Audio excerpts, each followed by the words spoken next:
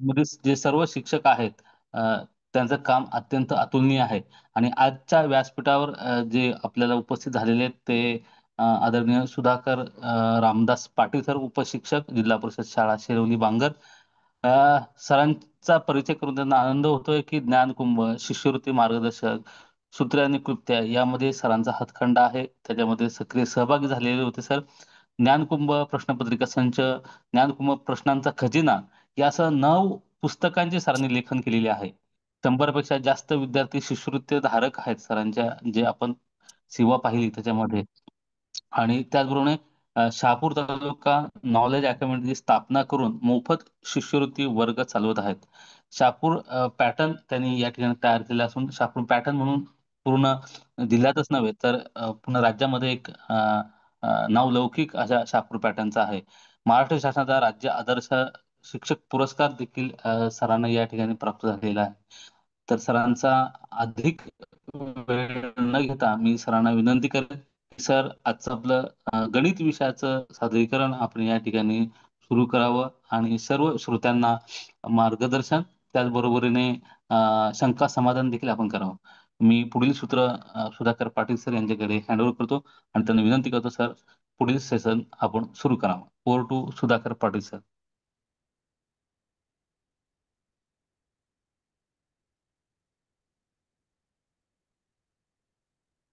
बेंचवर पण काढायचे पुढचा. हो कळलं मला ते. आपल्या गाड्यात येऊ येऊ येऊ येऊ येऊ फिरतो. हा रिक्षासाठी आपण इकडे थांबलेलो फिरतो. मग तिकडून तुम्ही आले ना की इथे खांब असतो. पाटील पाटील सर. ओके. आवाज आता हा आवाज आवाज येतो सर. हॅलो. हा आवाज येतोय सर, कंटिन्यू करा सर.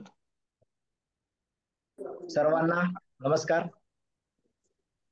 जिल्हा परिषद ठाणे आयोजित शिष्यवृत्ती परीक्षा मार्गदर्शन कार्यशाळा खरं म्हणजे ज्यांच्या संकल्पनेतून आणि प्रेरणेतून या ठिकाणी संपन्न होत आहे ते आपल्या ठाणे जिल्हा परिषदेला लाभलेले उच्च विद्याविभूषित आणि अतिशय गुणवान असं व्यक्तिमत्व आदरणीय रोहनजी घुगे साहेब, मुख्य कार्यकारी अधिकारी जिल्हा परिषद ठाणे, त्याचबरोबर उपक्रमशील शिक्षणाधिकारी माननीय बाळासाहेब राक्षे साहेब आणि ज्यांच्या मार्गदर्शनाखाली आपण हे शिबिर आयोजित करतोय ते आदरणीय आमचे मार्गदर्शक आशिषजी झुंजारराव साहेब, आपल्यामध्ये उत्तम असा समन्वय राखण्याचं काम जे करतायत ते सन्मान्य भरत वेखंडे सर, सर्व मान्यवर, सर्व तालुक्यांचे सन्मान्य गटशिक्षणाधिकारी, विस्तार अधिकारी, केंद्र प्रमुख, मुख्याध्यापक, उपशिक्षक आणि काही विद्यार्थी देखील या ऑनलाईन लिंकवर जॉईन झालेले आहेत. असे सर्व विद्यार्थी मित्रांनो, मला सर्वप्रथम धन्यवाद द्यायचे जिल्हा परिषदेला की पहिल्यांदाच एवढा स्तुत्य उपक्रम आपल्या जिल्हा परिषदेच्या माध्यमातून सुरू झालेला आहे. खरं म्हणजे शालेय स्पर्धा परीक्षांवर आतापर्यंत जेवढं लक्ष दिलं गेलं नाही तितकं डोळसपणाने सन्मान्य महोदयांच्या मार्गदर्शनातून यावर्षी खूप छान अशा पद्धतीची कार्यवाही यासाठी सुरू झालेली आहे. आपण आता 2 दिवसापूर्वीच शिष्यवृत्तीची सराव परीक्षा देखील सगळ्या ठाणे जिल्हा परिषदेतील जिल्हा परिषद शाळांमधल्या विद्यार्थ्यांची घेतली. अशा 4 परीक्षा जिल्हा परिषदेच्या वतीने आयोजित केलेल्या आहेत आणि त्यासाठी एक भरघोस असा निधी जिल्हा परिषदेने आपल्या सगळ्यांसाठी उपलब्ध करून दिलेला आहे. त्याचा निश्चितपणे चांगला लाभ आपल्या जिल्हा परिषद शाळेतील विद्यार्थ्यांना निश्चितपणे होईल अशी आशा बाळगायला हरकत नाही. आतापर्यंतचा आपला जो निकाल आहे ठाणे जिल्हा परिषदेचा, त्या निकालामध्ये आणखी चांगली वाढ होण्याची संधी या माध्यमातून आपल्याला महोदयांनी उपलब्ध करून दिलेली आहे. त्याबद्दल मनपूर्वक धन्यवाद देतो. आज ज्या विषयावर आपण या ठिकाणी मार्गदर्शन शिबिर आयोजित केलेलं आहे, खरं म्हणजे आमचे एक सहकारी आहेत प्रवीण वेखंडे म्हणून, ते आजचं मार्गदर्शन शिबिर घेणार होते, मार्गदर्शन वर्ग घेणार होते. त्यांची तब्येत बिघडल्यामुळे त्यांनी मला फोन केला की सर हे लेक्चर तुम्ही घ्यायचं आहे आणि म्हणून इयत्ता 5वी आणि 8वीच्या गणिताला म्हणजे दोन्ही वर्गांना साधर्म्य साधता येईल आपल्याला अशा पद्धतीचे काही प्रश्न आपण आज या ठिकाणी घेणार आहोत गणित विषयाच्या अंतर्गत. सुरुवात करूया आपण.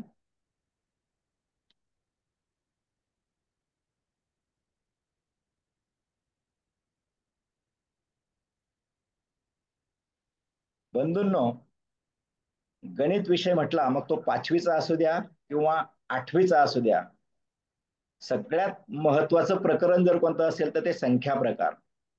या संख्या प्रकारांचं दृढीकरण जर आपण करून घेतलं विद्यार्थ्यांच्याकडून तर कमीत कमी 15 ते 20 मिनिटं आपल्या प्रत्येकी दोन्ही पेपरमध्ये वाचवता येऊ शकतात, असा आमचा आजवरचा अनुभव आहे. हे संख्या प्रकार जे आहेत, जे गणितामध्ये जसे महत्वाचे आहेत तसेच ते बुद्धिमत्तेमध्ये देखील अतिशय महत्वाचे आहेत. मग या संख्या प्रकारांच्या मध्ये पहिला जो प्रकार आहे तो आहे समसंख्या. अतिशय प्रारंभिक अवस्थेमध्ये आपण दुसरीला तिसरीलाच या संख्या प्रकाराची ओळख विद्यार्थ्यांना करून दिलेली असते. पण याच्यावर प्रभुत्व संपादन करायचं असेल तर या संख्या विद्यार्थ्यांच्या तोंडपाठ असाव्या लागतात. म्हणजे एका दमात त्याला सगळ्या समसंख्या बोलता आल्या पाहिजेत. 2, 4, 6, 8, 10, 12, 14, 16, 18, 20, 22, 24 याचा सराव आपल्याला घ्यायचा आहे. आम्ही परिपाठामध्येच दररोज एक प्रकार दिलेला असतो. त्या प्रकारामध्ये समजा सोमवार असेल तर सोमवारी विद्यार्थी समसंख्या एका दमात बोलून घेतील. अगदी 1.5 ते 2 मिनिटाचा वेळ जातो, पण सामूहिकपणे या समसंख्या जर आपण बोलून घेतल्या तर त्याचा एक चांगला सराव आपल्या विद्यार्थ्यांचा झालेला असतो. याच्यावरचे प्रश्न कसे असतात ते मी पुढे सांगणारच आहे तुम्हाला. समसंख्यांच्या नंतरचा जो प्रकार येतो तो आहे विषम संख्या. ज्या सम नाहीत त्या विषम. 1 ते 100 पर्यंतच्या संख्यांची वाटणी 50 समसंख्या आणि 50 विषम संख्या अशा पद्धतीने झालेली आहे 1 ते 100 मध्ये. त्याच्या पुढचा जो प्रकार येतो सम आणि विषम हा प्रकार झाल्याच्या नंतर पुढचा जो संख्यांचा प्रकार आहे तो आहे मूळ संख्या आणि संयुक्त संख्या. यामध्ये देखील आपल्याला 100च्या 100 संख्यांची विभागणी करायची आहे. मग त्यामध्ये मूळ संख्या ज्या आहेत या 25 आहेत एकूण. 2, 3, 5, 7, 11, 13, 17, 19, 23, 29, 31, 37 वगैरे वगैरे वगैरे. तर अशा 25 मूळ संख्या देखील विद्यार्थ्यांना एका दमात सांगता आल्या पाहिजे. बऱ्याचदा बुद्धिमत्ता सारखा पेपर असेल त्याच्यामध्ये प्रश्न विचारलेला असतो खालीलपैकी वेगळी संख्या ओळखा. त्यामध्ये मूळ संख्या दिलेल्या असतात पण त्या विद्यार्थ्याच्या मुखोद्गत नसतात. मग तो प्रत्येक संख्येचा पडताळा करून बघतो की बाबा ही मूळ संख्या आहे का, मग ही या पाड्यात येते का, त्या पाड्यात येते का, त्या पाड्यात येते का, अशा त्या संख्येचा तो पडताळा घेतो आणि मग ठरवतो ही मूळ संख्या आहे, ही संयुक्त संख्या आहे. त्याच्यात विद्यार्थ्यांचा खूप वेळ वाया जातो. आणि वैर सरांनी मागच्या वेळेसही आपल्याला सांगितलं शिष्यवृत्ती परीक्षेचं मूळ आत्मा आहे वेग आणि अचूकता. ज्याला वेग साधता आला आणि अचूकता साधता आली असे विद्यार्थी या शिष्यवृत्ती परीक्षेमध्ये यशस्वी होत असतात. आणि म्हणून या मूळ संख्या ज्या खूप फसव्या आहेत खरं म्हणजे 37, 47, 57, 67 अशा 4 संख्या जर का आपल्याला दिल्या गेल्या तर आपल्याला त्या सगळ्याच मूळ संख्या वाटतात. पण 57 ही मूळ संख्या नाहीये हे विद्यार्थ्याला केव्हा पटकन कळेल जेव्हा त्याच्या त्या सगळ्या संख्या पाठ असतील. म्हणून आपल्याला मूळ संख्या पाठ करून घ्यायच्या आहेत विद्यार्थ्यांच्या. मूळ संख्या झाल्याच्या नंतर ज्या उरलेल्या संख्या आहेत त्या संयुक्त संख्या आहेत. आता या ठिकाणी लक्षात घेऊया मूळ संख्या ह्या एकूण 25 आहेत आणि संयुक्त संख्या एकूण 74 आहेत. 1 ते 100 पर्यंतचा अभ्यास करतोय आपण. एकूण 74 आहेत. 74 आणि 25 99 झाले. मग एक कोणती संख्या नाही याच्यामध्ये तर याच्यामध्ये खाली कंसात आपल्याला दिसत असेल एक नावाची जी संख्या आहे पहिलीच नैसर्गिक संख्या ज्याला आपण म्हणतो एक, ही संख्या मूळही नाही आणि संयुक्तही नाही याची जाणीव आपल्याला विद्यार्थ्यांना करून द्यायची. म्हणजे 25 मूळ संख्या, 74 संयुक्त संख्या आणि एक ही मूळही नाही संयुक्तही नाही. नायदर प्राईम नॉर कंपोजिट असं त्याला इंग्रजीमध्ये म्हटलं जातं. तर अशा या 100 संख्यांची विभागणी मूळ आणि संयुक्त मध्ये आपल्याला करायची आहे. त्याच्या पुढचा अतिशय महत्वाचा भाग आहे जोड मूळ संख्यांचा. 1 ते 100 पर्यंत जोड मूळ संख्यांच्या 8 जोड्या आहेत. त्या 8च्या 8 जोड्या. आता जोड मूळ संख्या हा काय प्रकार आहे, तर ज्या दोन मूळ संख्यांमध्ये एकच संयुक्त संख्या असते त्यांना जोड मूळ संख्यांची जोडी असं म्हणतात. आता बघा 3 आणि 5 आपल्याला दिसत असेल या ठिकाणी स्क्रीनवर. 3 आणि 5 याच्यामध्ये फक्त एक 4 नावाची संयुक्त संख्या आहे. मग 3 आणि 5 ही जी जोडी आहे याला ट्विन प्राईम जोड मूळ संख्यांची जोडी असं म्हटलं जातं. मग अशा 3, 5, 5, 7 याच्यामध्ये सुद्धा फक्त 6 नावाची एक संख्या आहे की जी संयुक्त संख्या आहे, कंपोजिट नंबर आहे तो. 11 आणि 13 याच्यामध्ये फक्त 12 ही संयुक्त संख्या आहे. 17 आणि 19 मध्ये फक्त 18 ही संयुक्त संख्या आहे. तर अशा 3, 5, 5, 7, 11, 13, 17, 19, 29, 31, 41, 43, 59, 61 आणि 71, 73 अशा 8 जोड्या आपल्या विद्यार्थ्यांच्या कायम डोळ्यासमोरच असल्या पाहिजे. अशा पद्धतीने आपण वर्गात लिहून लावून ठेवल्या तरी चालतील. या 8 जोड मूळ संख्या अतिशय महत्वाच्या आहेत. पुढचा जो संख्या प्रकार आहे तो आहे सहमूळ संख्यांच्या जोड्या. सहमूळ संख्या हा सुद्धा एक जोडीचा प्रकार आहे. ज्या संख्यांना एक व्यतिरिक्त सामायिक अवयव नसतो त्यांना सहमूळ संख्यांची जोडी असं म्हटलं जातं. अशा खूप सगळ्या, म्हणजे ते काय असं त्याला ढाचा नाही की याच एवढ्याच जोड्या आहेत सहमूळ संख्यांच्या.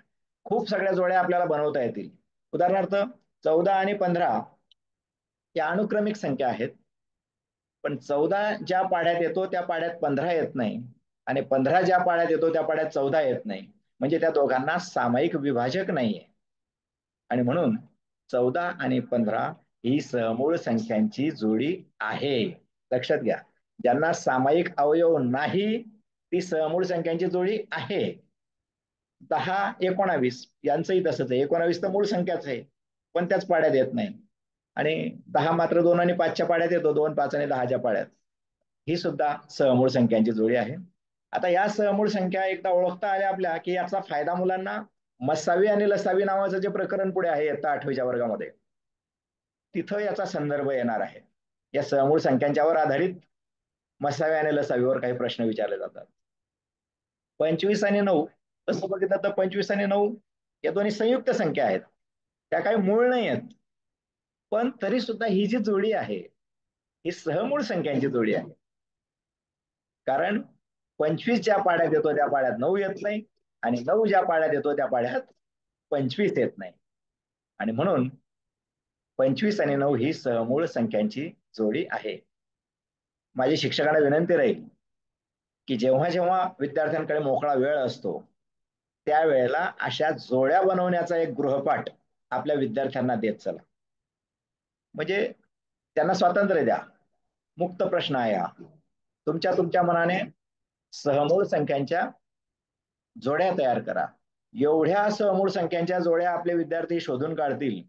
कारण यामध्ये लक्षात घ्या, अनुक्रमिक संख्या कोणत्याही घेतल्या तुम्ही तरी त्या सहमूळ संख्यांच्या जोड्या आहेत. उदाहरणार्थ 13, 14, 15, 16 सहमूळ संख्यांच्या जोड्या आहेत.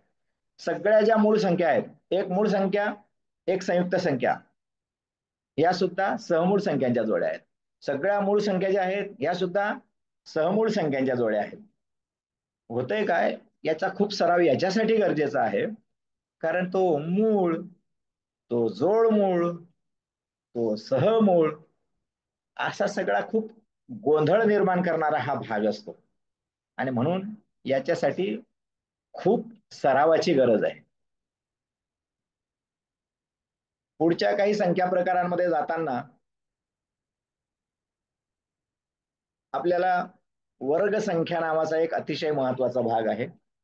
आपल्याला माहिती असेल 30 पर्यंतचे वर्ग जरी विद्यार्थ्यांचे आपण पाठ करून घेतलेले असले तरी केवळ 30 पर्यंतच्या वर्गांच्यावरच प्रश्न येतील असं नाही. कोणत्याही 2 अंकी संख्येच्या वर्गावर प्रश्न आपल्याला येऊ शकतो.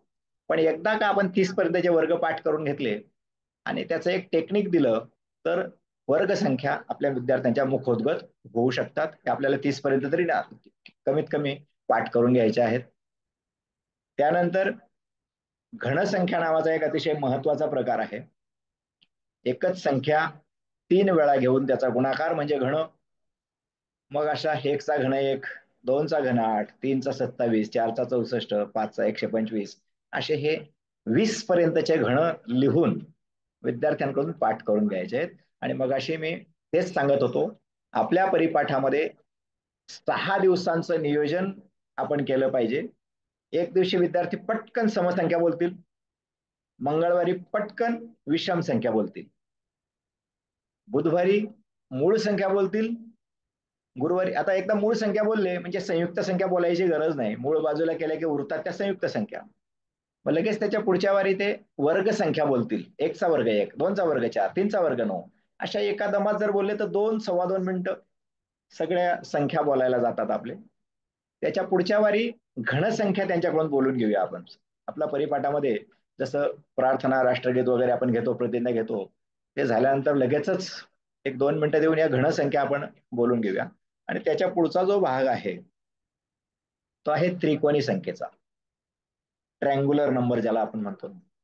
हा सुद्धा तसं जर बघितलं तर मला वाटतं 5वीच्या पुस्तकामध्ये, पाठ्यपुस्तकामध्ये फक्त 4 ओळीमध्ये त्रिकोणी संख्या नावाचा एक घटक दिलेला आहे. पण हा त्रिकोणी संख्या कमीत कमी 8 ते 10 मार्क गणित आणि बुद्धिमत्ता या दोन्ही विषयांमध्ये आपल्या विद्यार्थ्यांना मिळवून देऊ शकतो. इतका महत्वाचा त्रिकोणी संख्या आहे. त्रिकोणी संख्या याच्या अनेक व्याख्या केल्या जातात. त्यापैकी एक व्याख्या या ठिकाणी तुम्हाला दिसते, क्रमागत संख्यांच्या गुणाकाराच्या निम्मे. म्हणजे जर का आपण 2 संख्या घेतल्या क्रमागत 5 आणि 6, तर 5 आणि 6चा गुणाकार करायचा. 5 30 होतात, त्या 30च्या निम्मे 15. 15 ही या ठिकाणी तुम्हाला त्रिकोणी संख्या दिसते. या त्रिकोणी संख्या देखील इतक्या गरजेच्या आहेत की या सुद्धा मुलाच्या पाठांतरच झाल्या पाहिजेत. 1, 3, 6, 10, 15, 21, 28, पुढे 36, 45, 55, 66, 78, 91, 105 वगैरे अशा पद्धतीने 200 पर्यंतच्या या त्रिकोणी संख्या आपण पाठ करून घेऊया विद्यार्थ्यांच्या. आता बघा तुमच्या लक्षात येईल, 1 मध्ये 2 मिळवलेले आहेत, 2 मध्ये पुढे 3 मध्ये पुढे 3 मिळवलेले आहेत, 6 झाला. 6 मध्ये पुढे 4 मिळवलेले आहेत, 10 झाले. पुढे 5 मिळवलेले आहेत, त्याच्या पुढे 6 मिळवलेले आहेत, त्याच्या पुढे 7 मिळवलेले आहेत, त्याच्या पुढे 8 मिळवले जातील, 9 मिळवले जातील. अशा पद्धतीनं या त्रिकोणी संख्या वाढत जातात. त्याच्या पुढचा, आता तुम्ही जर म्हणत असाल इयत्ता 5वी साठी संख्या प्रकार इथं पूर्ण झाले, समसंख्या, विषम संख्या, मूळ संख्या, संयुक्त संख्या, जोडमूळ संख्या, सहमूळ संख्या, वर्गसंख्या, घनसंख्या. पण इयत्ता 8वीला आणखी त्याच्या पुढच्या काही प्रकारांची ओळख दिलेली आहे. तो प्रकार आहे नैसर्गिक संख्या. मानवाची निसर्गातून उत्पत्ती झाल्यानंतर जेव्हा त्याला संख्येची गरज वाटायला लागली तेव्हा पहिल्या संख्येचा जन्म झाला. ती संख्या होती 1. आणि मग तो 1च्या पुढच्या 2, 3, 4, 5, 6 अशा अनेक संख्या त्यानंतर उदयाला आल्या. 1 पासून सुरू होणारी जी मालिका आहे ती आहे नैसर्गिक संख्यांची. याच नैसर्गिक संख्यांमध्ये फक्त 0 ऍड झाला, फक्त 0 वाढला, दुसरं काहीच नाही. त्या संख्येचं नामाभिधान झालं पूर्ण संख्या. म्हणजे नैसर्गिक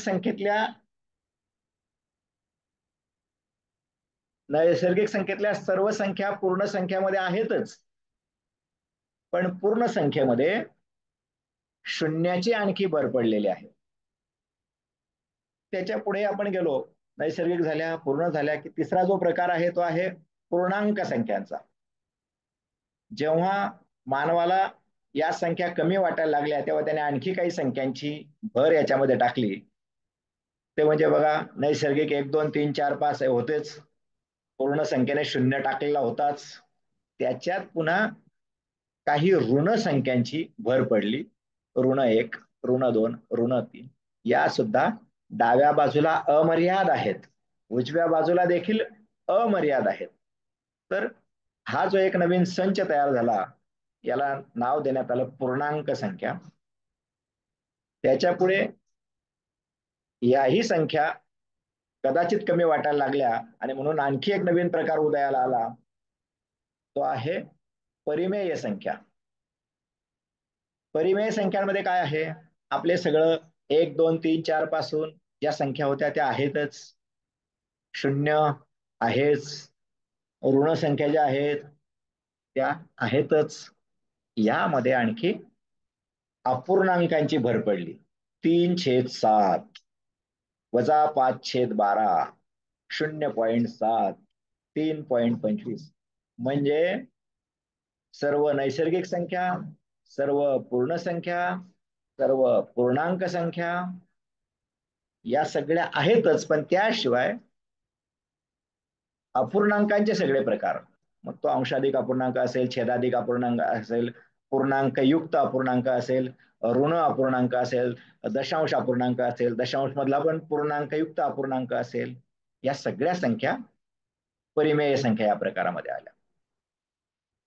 त्याच्याही पुढे आपण गेलो की काही अपरिमेय संख्या आहेत, ज्यांचं स्पष्ट असं उत्तर काढता येत नाही आपल्याला.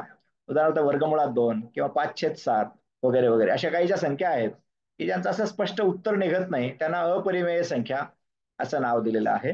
आणि पुन्हा त्याच्या पुढे वास्तव संख्या नावाचा एक प्रकार आहे, ज्या परिमेय आणि अपरिमेय यांचं एकत्रीकरण म्हणजे वास्तव संख्या आहेत. तर या सगळ्या संख्या प्रकारांवर एक 5-6 प्रश्न निश्चितपणाने दोन्ही विषयांमध्ये विचारले जातात आपल्या मुलांना.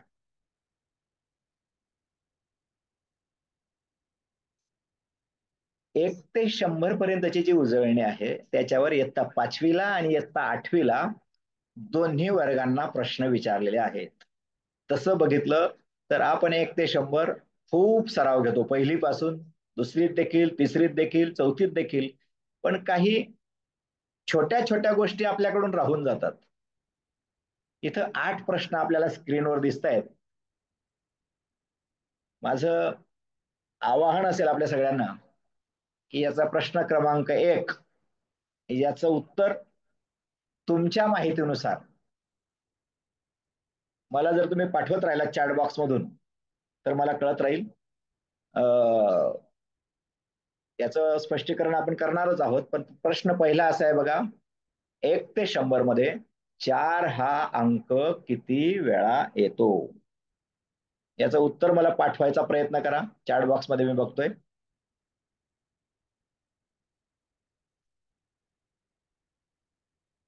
ओके, खूप छान पद्धतीने उत्तर येत आहे. छान छान छान. ओके, पुढच्या प्रश्नाकडे जाऊया आता. आता प्रश्न थोडासा बदलला. 1 ते 100 मध्ये 4 हा अंक असलेल्या संख्या किती? आता तुमचं उत्तर पाठवताना 2 आणि त्याचं उत्तर काय आहे ते पाठवा. खूप छान. जे शिष्यवृत्तीचा वर्ग नेहमी घेत आहेत त्यांची उत्तरं मला अगदी अचूक येताना दिसत आहेत. या सगळ्या उत्तरांकडे आपण जाणार आहोत. मी आता इथे उत्तर सांगत नाही तुम्हाला. तिसरा प्रश्न आपला असा आहे, 1 ते 100 मध्ये 4 हा अंक नसलेल्या संख्या किती? बघा इथं वर दुसरा प्रश्न आपला होता असलेल्या संख्या किती, आता 4 हा अंक नसलेल्या संख्या किती? गुड. आपलं उत्तर चुकलं तरी चालेल, चॅट बॉक्स मध्ये आपलं उत्तर पाठवायचा प्रयत्न करा. चुकतो तोच शिकतो. खूप छान, अतिशय अचूक उत्तर आमचे शिक्षक बांधव पाठवत आहेत. पुढे आता आपण चौथ्या प्रश्नामध्ये असं गेलो बघा. आता फक्त 2 अंकी संख्यांवरचा प्रश्न आहे. 2 अंकी संख्यांमध्ये 4 हा अंक किती वेळा येतो? इथं आपण बघितलं 1 ते 100 मध्ये 4 हा अंक किती वेळा येतो त्याचं उत्तर दिलं आपण. आता फक्त 2 अंकी संख्यांमध्ये 4 हा अंक किती वेळा येतो. व्हेरी गुड,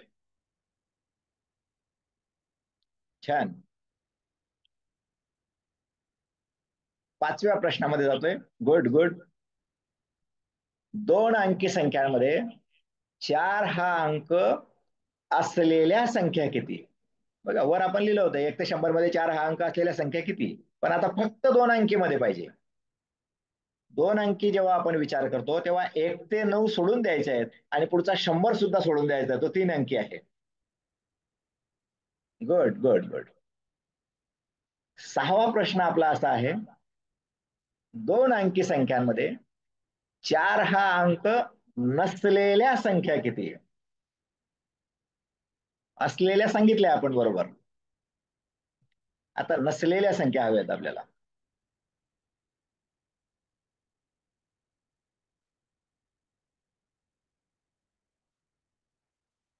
व्हेरी गुड पांढरे सर, खूप छान.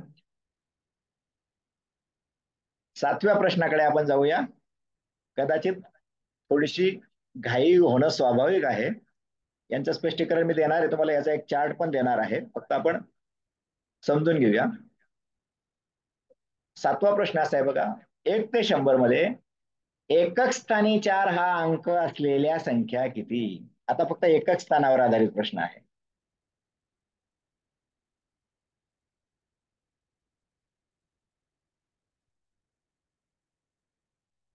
1 ते 100 मध्ये एकक स्थानी 4 हा अंक असलेल्या संख्या किती. गुड.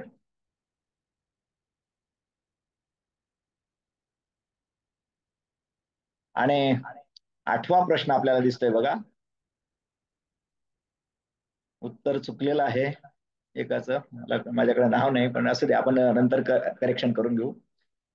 1 ते 100 मध्ये 4 हा अंक दशक स्थानी असलेल्या संख्या किती. एकक स्थानी आपण सांगितल्यानंतर पुन्हा दशक स्थानचा प्रश्न आहे आणि उत्तरं सगळ्यांची अतिशय बरोबर आहेत. खूप छान. आता बघा या प्रश्नांच्याकडे जात असताना हे सगळे जे प्रश्न दिसत आहेत आपल्याला 8च्या 8 प्रश्न हे फक्त एक 4 हा अंक गृहीत धरून मी काढलेले आहेत. जर 4 या एका अंकावर मला 8 प्रश्न काढता आले तर लक्षात घ्या इथे तुम्ही शून्याचे असेच 8 प्रश्न काढाल, 1 या अंकावर आधारित 8 प्रश्न काढाल, 2 या अंकावर आधारित काढाल, 3 या अंकावर काढाल. म्हणजे असे खूप सारे प्रश्न आपण जर का विद्यार्थ्यांना दिले तर विद्यार्थीच स्वतः प्रश्न तयार करतात असा आमचा अनुभव आहे. विद्यार्थीच विद्यार्थ्याला प्रश्न विचारतील आणि याच्यावर अगदी 8वीच्या वर्गात सुद्धा हे प्रश्न विचारलेले आहेत, 8वीच्या विद्यार्थ्यांना देखील. म्हणजे प्रकार सोपा असला तरी आपल्या विद्यार्थ्यांना याचं दृढीकरण आपल्याला करून घ्यायचं आहे. आपण जे उत्तरं दिलेली आहेत त्या सगळ्याचा आता आपल्याला अनुभवायला मिळेल, हे लक्षात ठेवा. बघा 1 हा अंक 21 वेळा येतो, पण 1 हा अंक असलेल्या संख्या 20 आहेत. 2 20 वेळा येतो. आपण सगळ्यांनी बरोबर उत्तर दिलं. मी 4चा प्रश्न विचारला होता, 4 सुद्धा 20 वेळा येतो. पण 2 हा अंक असलेल्या संख्या 19 आहेत, कारण 22 मध्ये 2 दोनदा येतो, तसं 44 मध्ये 4 दोनदा येतो, संख्या मात्र एकच आहे. शून्याचं शास्त्र असं आहे, 0 11 वेळा येतो, पण 0 हा अंक असलेल्या संख्या मात्र 10 आहेत. तुम्ही म्हणाल 1चं सांगितलं, 2चं सांगितलं, 0चं सांगितलं. 1 आणि 0 हे 2 अंक जर आपण बाजूला ठेवले तर बाकी सगळ्या अंकांचं समीकरण सारखंच आहे. इतर सर्व अंक 20 वेळा येतात, पण हे अंक असलेल्या संख्या 19 आहेत. हे झालं 1 ते 100 साठी. जर का 2 अंकीसाठीच असेल तर पुन्हा याच्यातून आपल्याला एक एक कमी करायचं आहे. तर हे सगळं 1 ते 100 या अंकांच्यावर आधारित असलेले साधे साधे प्रश्न आहेत. यांचा सराव आपल्याला करून घ्यायचा आहे.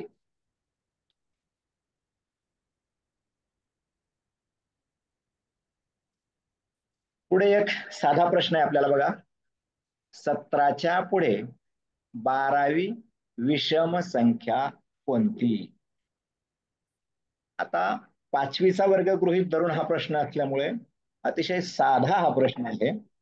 पण हा प्रश्न जेव्हा इथं 8वीला विचारला जातो तेव्हा x+3/2 ही एक विषम संख्या आहे, तर त्याच्या पुढची 7वी समसंख्या कोणती?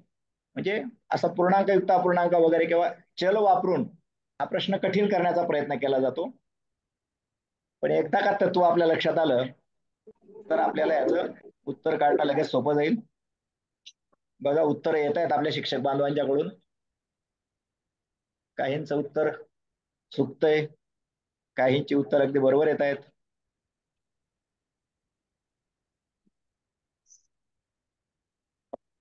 आता बघा,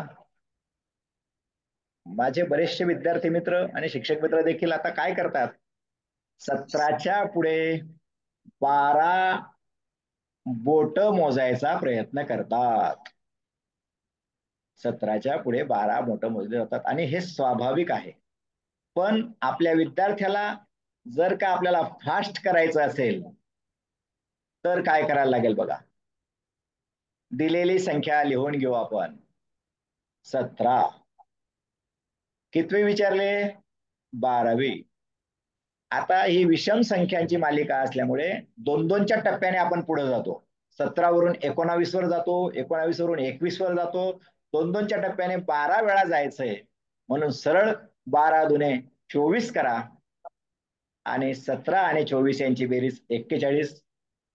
माझ्या अनेक शिक्षक बांधवांचं उत्तर अगदी बिनचूक आहे, बरोबर आहे. अभिनंदन खरंच सगळ्यांचं. हे एकदा लक्षात आलं आपल्या की मग थोडासा हा प्रश्न बुद्धिमत्तामध्ये सुद्धा आणि गणितामध्ये सुद्धा असा विचारायचा प्रयत्न केलेला आहे बघा. A बरोबर 1, B बरोबर 3, C बरोबर 5, डॉट डॉट डॉट. याचा अर्थ असा आहे की पुढे D बरोबर 7, E बरोबर 9 असे हे पुढचे अक्षर आहेत आणि त्यांचे क्रमांक आहेत, ते डॉट मध्ये दाखवलेले आहेत. तर Y बरोबर किती?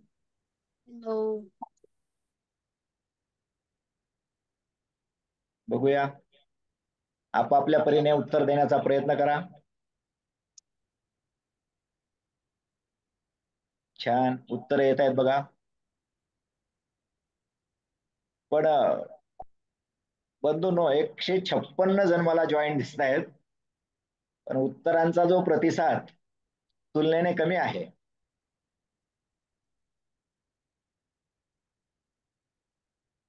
प्रयत्न करा, उत्तर चुकलं तरी चालेल. कदाचित काही बांधवांना तो चॅट बॉक्स ओपन करता येत नसेल.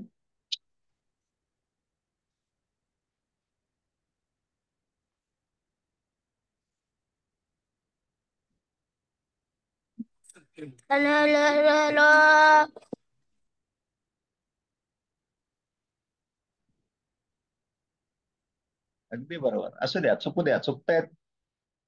पण खूप सगळ्या शिक्षक आणि शिक्षिकांचं उत्तर अतिशय बरोबर आहे. बघा, या ठिकाणी A बरोबर 1, B बरोबर 3, C बरोबर 5 असं करत करत जर आपण Y पर्यंत पोहोचलो तर Y हे अक्षर 25 नंबरला आहे आणि तोपर्यंत 25 नंबरचं मोजत मोजत जर आपण गेलो तर बराचसा आपला वेळ जाईल. म्हणून आपल्या इथंच लक्षात आलं पाहिजे, C 3 नंबरचा आहे. 3 ची दुप्पट केली 6, त्यातून 1 कमी केला 5. C चा नंबर 5 दिलेला आहे. B 2 नंबरचा आहे, 2 ची डबल केली 4, त्यातून 1 कमी केला 3. A 1 नंबरला आहे, त्याची डबल केली 2, त्यातून 1 कमी केला 1. मग Y 25 नंबरचा आहे, 25 ची डबल करूया आपण डायरेक्ट 50 आणि त्यातून 1 कमी करूया 49. हे आपलं सगळ्यांचं उत्तर अगदी बरोबर आहे. या ठिकाणी त्याचं स्पष्टीकरण दिलेलं आहे बघा. अक्षराच्या क्रमांकाच्या दुपटीतून एक वजा करणे. वायचा क्रमांक 25 आहे, 25 ची दुप्पट 50, त्यातून एक वजा करणे म्हणजे 49 हे उत्तर आहे. आता पुढचा प्रश्न थोडासा, दिलेली संख्या विषम आहे आणि विचारलेली संख्या सम आहे, असा जर असला तर मग काय करायचं? 97च्या मागे 14वी सम संख्या कोणती? मागे मागे म्हणजे रिव्हर्स.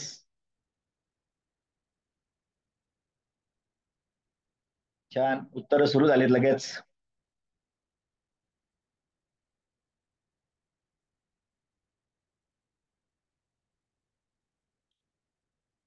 पण सॉरी, उत्तर आपली चुकत आहे.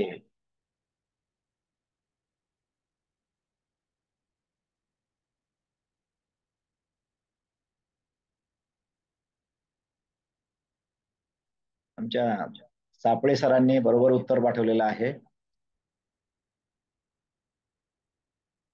अर्थात माझी विनंती असेल शिक्षक बांधवांना, हे जे टेक्निक्स असतात, हे जे शॉर्टकट्स असतात, हे विद्यार्थ्यांना डायरेक्ट देऊ नका.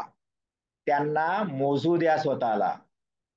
त्यांना 5वी संख्या, 6वी संख्या, पुढची सम, मागची विषम वगैरे वगैरे अशा पद्धतीने मोजू द्या. असे खूप सगळे प्रश्न द्या आणि मग त्यांना त्याच्यातलं मर्म सांगा, त्याच्यातला शॉर्टकट सांगा. आपण काय करतो बऱ्याचदा, सगळे शॉर्टकट्स देऊन ठेवतो आणि खरा जो गणिताचा आत्मा आहे, तो आत्मा त्या विद्यार्थ्यांना कळलेला नसतो. आणि म्हणून त्याला पहिले करू द्या, अगदी दिवसभर त्याला सोडू द्या हे प्रश्न, आणि मग त्याला सांगा की बघ बाळा, त्याचे शॉर्टकट्स अशा पद्धतीचे आहेत. थेट शॉर्टकट कधीही देऊ नका. चला याच्या स्पष्टीकरणाकडे जाऊया आपण. मागे म्हणजे कमी करणे. दिलेली संख्या होती 97.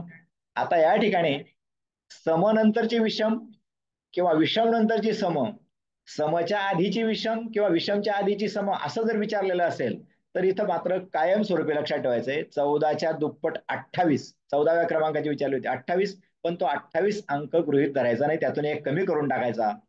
27च वजा करा किंवा मिळवा. आता मी वजा का केले तर मला मागे यायचं होतं, आणि म्हणून 97 मधून 27 गेले, आपलं उत्तर आहे 70. प्रत्यक्ष मोजून याची खात्री करू शकता. आता बघा, मी मगाशी म्हटलं की हा झाला 5वी साठीचा भाग, पण इयत्ता 8वीला याच्याही आणखी काही प्रश्न कठीण केले जातात.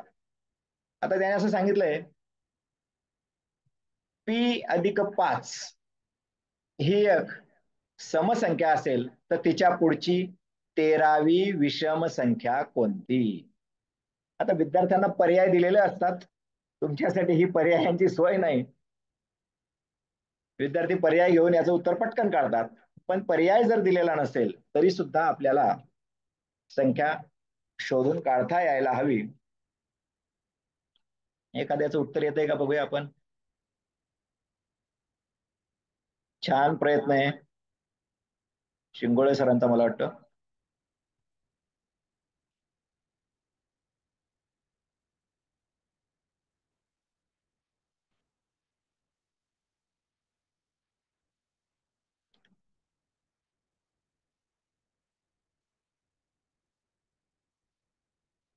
छान छान छान, खूपच छान, मस्तच.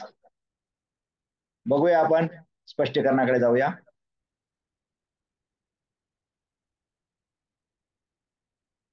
P+5 मध्ये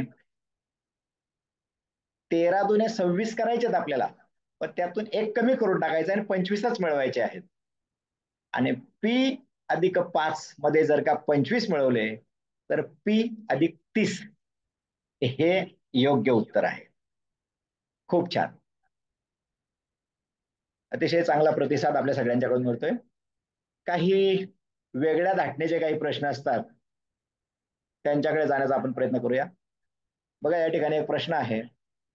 आई व मुलगी यांच्या वयांची बेरीज 58 वर्ष असून त्यांच्या वयातील फरक 22 वर्ष आहे. तर आईचे वय किती?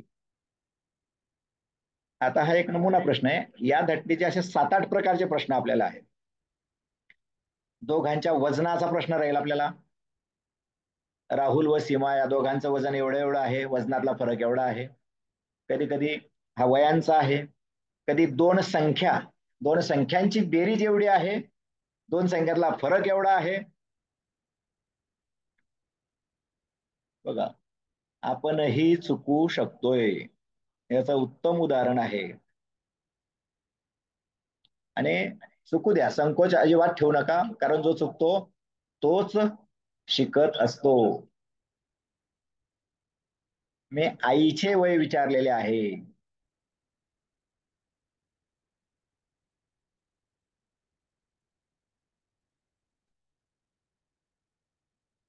लक्षात घ्या, बेरीज 58 आली पाहिजे आणि फरक 22 असला पाहिजे. खूप छान, अतिशय सुंदर अशी उत्तरं येत आहेत आमच्या शिक्षक बांधवांची. याचं एक साधं सरळ टेक्निक कायमस्वरूपी लक्षात ठेवा, म्हणजे कदाचित आपल्या बहुतांश लोकांना माहित असेल तरी सुद्धा आपलं टेक्निक जर वेगळं असेल तर या पद्धतीने हे अतिशय सोपं होऊन जातंय. बघा, बेरीज होती 58, त्या 58चे 2 तुकडे करून टाका, 29. 58ला 2 ने भागून टाका, 29. त्यातला फरक होता 22, त्याला पण 2 ने भागून टाका, 11. आता दोन संख्या भेटल्या आपल्याला. 58ला 2 ने भागलं 29, 22ला 2 ने भागलं 11. आता आईचं वय जर काढायचं आहे तर 29ची आणि 11ची बेरीज काढा, आणि मुलीचं जर वय काढायचं आहे तर 29ची आणि 11ची वजाबाकी करा. दोघांचं वय आपल्याकडे तयार आहे. अतिशय अचूक उत्तर बऱ्याचशा शिक्षकांनी पाठवलेलं आहे. बघा, लक्षात आलं, दोन संख्यांची बेरीज 58 व त्या संख्यांमधला फरक 22 आहे. असा संख्यांच्या बाबतीत प्रश्न विचारला जाईल, कधी वजनाच्या बाबतीत विचारला जाईल. दोन व्यक्तींचं वजन 58 आहे, त्यांच्या वजनातला फरक 22 आहे. तर जास्त वजनाच्या व्यक्तीचं वजन किती किंवा कमी वजनाच्या व्यक्तीचं वजन किती, अशा वेगवेगळ्या पद्धतीने हा प्रश्न विचारला जाईल आपल्याला. तर सरळ आपल्याला काय करायचंय, बेरीज, त्या बेरजेचे 2 तुकडे करा, 29, 22, त्याचे पण 2 तुकडे करा. 2 तुकडे करा म्हणजे 2 ने भागा, त्याचे निम्मे करा, 11. आणि एकदा त्या दोघांची बेरीज करा म्हणजे मोठ्याचं वय भेटेल, आणि त्या दोघांची वजाबाकी करा, लहान्याचं वय भेटेल. पुढच्या प्रश्नाकडे जाऊया आपण. 7/3. ही जी तिरपी रेष मारलेली आहे हिला अंश छेद अशा पद्धतीने वाचायचं आपण. 7/3, 7/11, 7/5, 7/13, 7/9 हे अपूर्णांक चढत्या क्रमाने लावल्यास पहिल्या स्थानी कोणता अपूर्णांक येईल? आता या प्रश्नामध्ये विविधता आहे. पहिल्या क्रमांकावर कोणता येईल, दुसऱ्या क्रमांकावर कोणता येईल, मध्ये कोणता येईल, शेवटून दुसऱ्या क्रमांकावर कोणता येईल, शेवटी कोणता येईल, याचा चढता क्रम कसा लावता येईल, याचा उतरता क्रम कसा लावता येईल, पहिल्याची आणि शेवटच्याची बेरीज काय येईल, पहिला आणि शेवटचा फरक किती येईल, असे अनेक प्रश्न या एकाच प्रश्न प्रकारावर आपल्याला बनवता येतात, किंबहुना त्यांचा सराव घ्यायचाच आहे आपल्याला.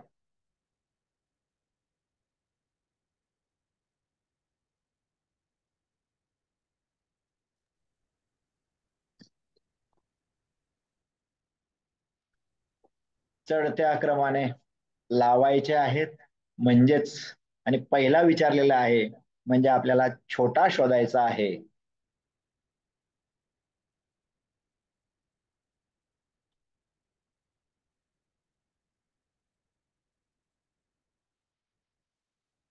गुड.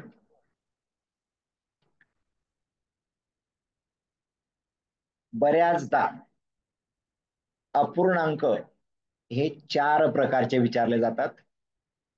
त्यातला पहिला जो प्रकार आहे तो आहे छेद समान असलेले अपूर्णांक.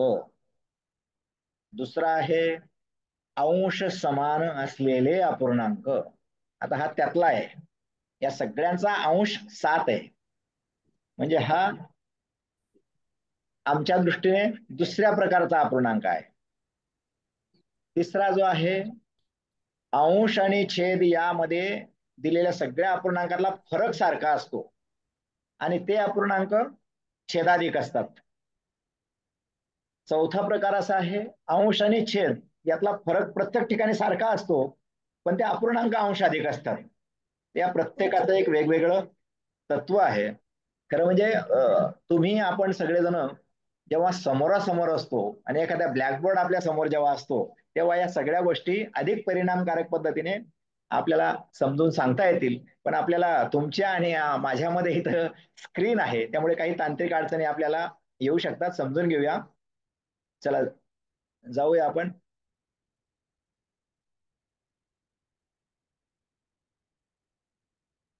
अंश समान असलेला हा अपूर्णांक होता आणि साधं एक तत्व आहे, अंश समान असताना ज्याचा छेद लहान तो मोठा. लक्षात घ्या, अंश समान असताना ज्याचा छेद लहान तो मोठा आणि ज्याचा छेद मोठा तो लहान.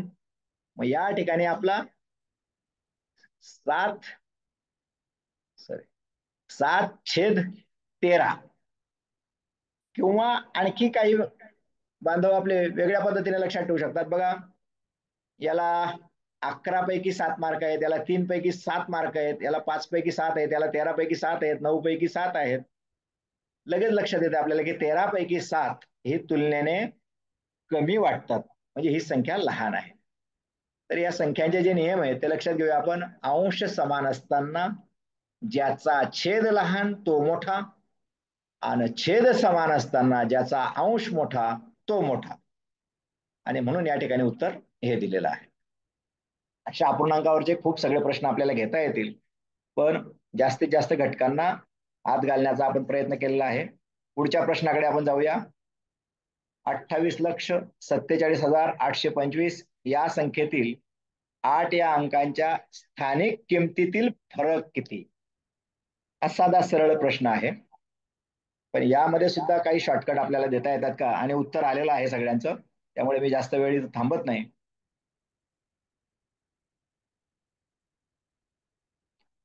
पण एक शॉर्टकट देण्याचा मात्र माझा प्रयत्न आहे. लक्षात घ्या, ही जी संख्या आहे या संख्यामध्ये एक अंक दोनदा दिलेला असतो आणि मग त्याचा स्थानिक किमतीचा फरक विचारलेला असतो आपल्याला. यामध्ये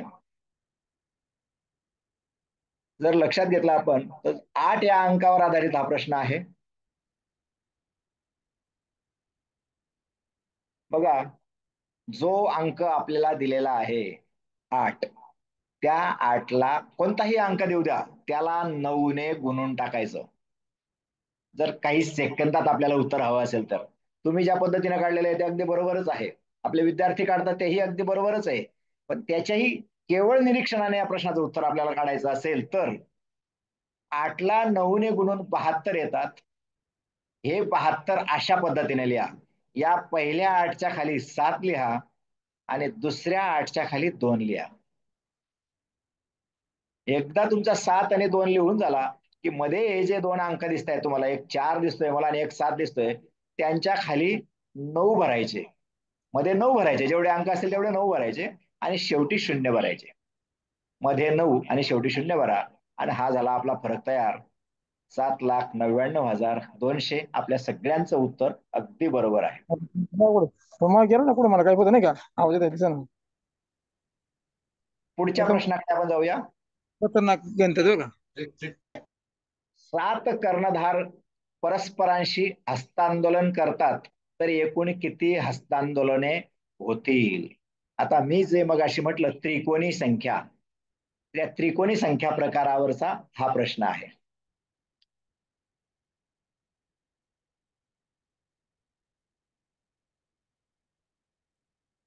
आणि आमच्या बांधवांचे भगिनींचे खूप छान उत्तर देण्याचा प्रयत्न आहे.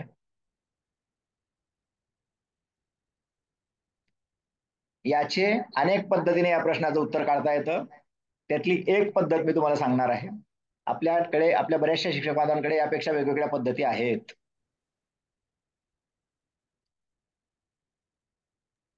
Good good good. बघा स्पष्टीकरणाकडे जाऊया. 7 कर्णधार असताना 6वी त्रिकोणी संख्या हे उत्तर याचं डायरेक्ट. म्हणजे काय करायचं असतं ऍक्च्युली, इथे खाली मी करून दाखवलंय बघा. 7 त्याच्या मागचा 6 या दोघांचा गुणाकार करायचा, 7 सकम 42 आणि त्याला 2 ने भागायचं, 21 हे त्याचं उत्तर आहे. पण आणखीही त्याचा शॉर्टकट हवा असेल तर 7 कर्णधार असताना 6वी त्रिकोणी संख्या. हा प्रश्न एका वर्तुळावर 6 शिरोबिंदू आहेत. ते शिरोबिंदू आपल्याला परस्परांशी जोडायचे आहेत, तर किती रेषाखंड काढावे लागतील असाही आहे. 6 संघ एकमेकांशी खेळणार आहेत, तर पहिल्या राऊंड मध्ये किती सामने खेळले जातील तसाही आहे. अशा अनेक पद्धतीनं हा प्रश्न विचारला जातो. या ठिकाणी लक्षात घ्या, 7 कर्णधार असताना 6वी त्रिकोणी संख्या, 8 कर्णधार असताना 7वी त्रिकोणी संख्या, 9 असताना 8वी संख्या.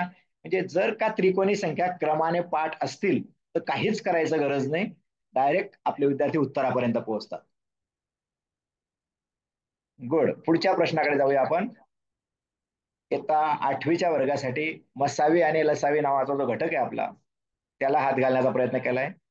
2 अंकी 2 संख्यांचा मसावी 15 असून त्यांचा गुणाकार 2250 आहे, तर त्यांची बेरीज किती?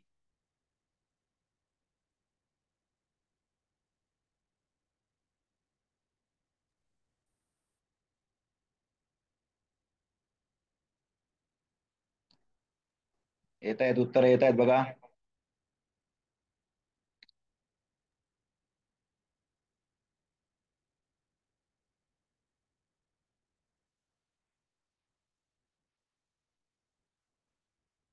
एक खंत मात्र निश्चितपणाने आहे, जास्तीत जास्त रिस्पॉन्स येणं गरजेचं आहे.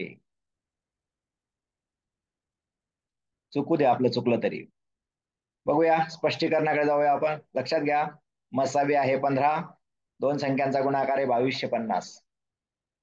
काय करायचंय बघा, गुणाकाराला मसावीने भागा. गुणाकाराला मसावीने जर आपण भागलं तर येतो तो लसावी. म्हणजे पहिल्यांदा लसावी काढून घेऊया आपण. 2250 ला 15 ने भागलं, जे गुणाकाराला मसावीने भागलं, 150 हा त्या 2 संख्यांचा लसावी आला. लसावी पर्यंत पोहोचलो फक्त आपण, फक्त लसावी पर्यंत पोहोचलो 150 मध्ये. आपल्याला संख्यांपर्यंत पोहोचायचंय. आता काय करायचं, पुन्हा या लसावीला मसावीने भागायचं. लसावी आला आपल्याकडे 150, त्याला मसावी, मग जो येतो त्याला आपण म्हणतो अ अ गु, म्हणजेच असामायिक अवयवांचा गुणाकार. असामायिक अवयवांपर्यंत पोहोचणं गरजेचं आहे आपल्याला. आणि असामायिक अवयवांपर्यंत कसं पोहोचणार, तर लसावीला मसावीने भागून. मग आता बघा, लसावीला मसावीने भागलं, 10 आला.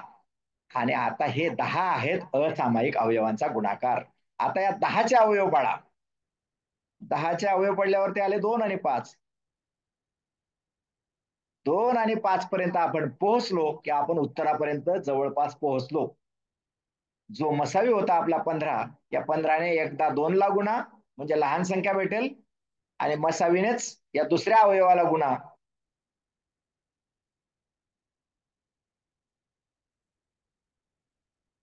मसावीनेच दुसऱ्या अवयवाला गुणलं की आपल्याला मोठी संख्या भेटते. 30 आणि 75 अशा 2 संख्या आपल्याला भेटल्या, त्यांची बेरीज आहे 105. बघा, थोडीशी कदाचित घाई या ठिकाणी होण्याची शक्यता आहे. ही सगळी सूत्र जर आपण व्यवस्थित फॉलो केली तर तुमच्या लक्षात येईल. पहिल्यांदा आपण काय केलंय, गुणाकाराला मसावीने भागले, कारण आपल्याला गुणाकार आणि मसावी दिलेले आहेत. गुणाकाराला मसावीने भागल्यावर मला जो भेटला त्याचं नाव आहे लसावी. मम्मी ते दिसणार झालंय. पुन्हा आपण लसावीला मसावीने भागल्यावर जे आलं त्याचं नाव आहे असामायिक अवयवांचा गुणाकार, अगु. पाटील सर, स्क्रीन दिसत नाही का? दिसत नाही का? Okay okay. हा. स्क्रीन दिसत नाही, ते मला वाटतं एका मुलाने हे केलं काहीतरी. हा, तो एक मुलगा त्याने स्क्रीन. हा, त्याची स्क्रीन दिसत होती.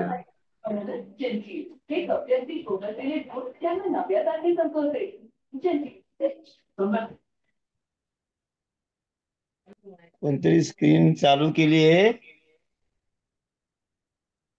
ते एका विद्यार्थ्याने सर स्क्रीन चालू केलं वाटतंय, त्याच्यामुळे ते दिसत नाही.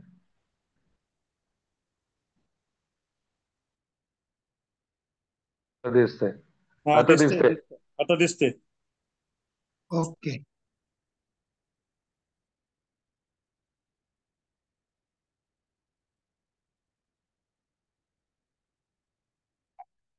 दिसते ना सर आता? हा, दिसते सर. Okay okay. तर सर ओके. गुणाकाराला मसावीने भागल्यावर आपल्याला जो भेटतो त्याचं नाव आहे लसावी. लसावीला पुन्हा मसावीने भागल्यावर जो भेटतो त्याचं नाव आहे अगु, म्हणजे असामायिक अवयवांचा गुणाकार. ते असामायिक अवयव गुणाकार रूपाने जरी भेटले तरी त्याचे पुन्हा अवयव पाडायचे आहेत आपल्याला. इथं अवयव आले 2 आणि 5, आणि मग 15ने छोट्या अवयवाला आपण गुणलं की लहान संख्या भेटते, आणि 15ने म्हणजे या मसावीने मोठ्या अवयवाला गुणलं की ती मोठी संख्या भेटते. 30 आणि 35 या संख्या भेटल्या की त्याची बेरीज करणं म्हणजे काही विशेष नाही. तर ते 105 हे या प्रश्नाचं उत्तर आहे. या ठिकाणी एक महत्वाची एक नोंद आपण घेतलेली आहे. क्रमागत संख्यांच्या बाबतीत जर प्रश्न विचारला गेला, क्रमागत समसंख्यांच्या बाबतीत, तर कोणत्याही क्रमागत संख्या जर तुम्ही घेतल्या 10, 12, 18, 20 वगैरे वगैरे, तर समसंख्यांचा मसावी हा नेहमी 2 असतो. क्रमागत समसंख्यांचा मसावी 2 असतो, आणि लसावी जो आहे तो त्या गुणाकाराच्या निम्मे असतो. उदाहरणार्थ 10 आणि 12 यांचा मसावी आहे 2. 12 10 120, 120च्या निम्मे 60, 60 हा त्यांचा लसावी आहे. म्हणजे काही प्रश्न अगदी अचूक कमी वेळात आपल्याला जर सोडवायचे असतील तर हे लॉजिक्स आपल्याला ज्ञात असले पाहिजेत.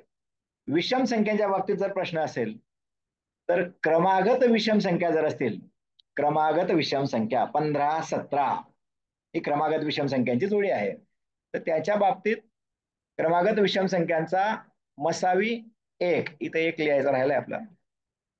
क्रमागत विषम संख्यांचा मसावी हा नेहमी 1 असतो, आणि लसावी त्यांच्या गुणाकारा एवढा असतो. हे लक्षात घ्यायचं आहे आपल्याला. पुढच्या प्रश्नाकडे जाऊया आपण. 4 वह्या व 5 पेन हा सर्रास 5वी 8वी दोन्ही वर्गाला असलेला प्रश्न आहे. 4 वह्या व 5 पेन यांची किंमत 215 रुपये आहे. 5 वह्या आणि 4 पेन असं उलट जर आपण घेतलं तर त्याची किंमत 235 आहे. तर 1 पेन आणि 1 वही याची किंमत किती?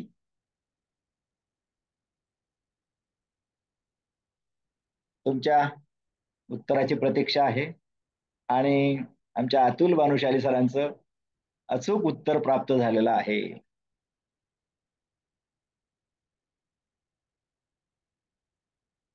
बघा, बऱ्याचदा आपल्याकडे पर्याय उपलब्ध असतात, त्यामुळे अगदी पटकन विद्यार्थी शोधून काढतात. इथं पर्याय नाही आपल्याकडे. मग याच्यासाठी कुठलं तत्व आपण वापरलं पाहिजे ते बघूया.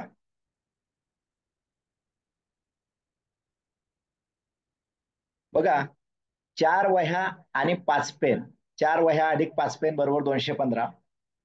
या उलट 5 वह्या अधिक 4 पेन बरोबर 235. वह्यांची बेरीज करू, 9 वह्या 9 पेन 450.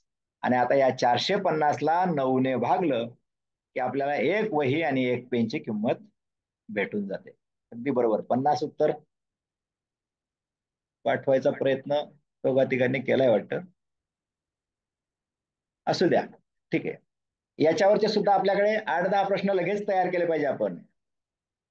2 पुस्तके किंवा 2 टेबल 3 खुर्च्या यांची किंमत एवढी आहे. 3 खुर्च्या 2 टेबल यांची किंमत एवढी आहे. तर 1 टेबल 1 खुर्ची याची किंमत किती होईल? असे अनेक प्रश्न आपल्याला बनवता आले पाहिजे, म्हणजे याच्यावर अतिशय प्रभुत्व होऊन जातं आपल्या विद्यार्थ्यांचं. पुढे जाऊया आपण. एका रकमेची सरळ व्याजाने दशादशे 8% दराने किती वर्षात दाम दुप्पट होईल? गुड.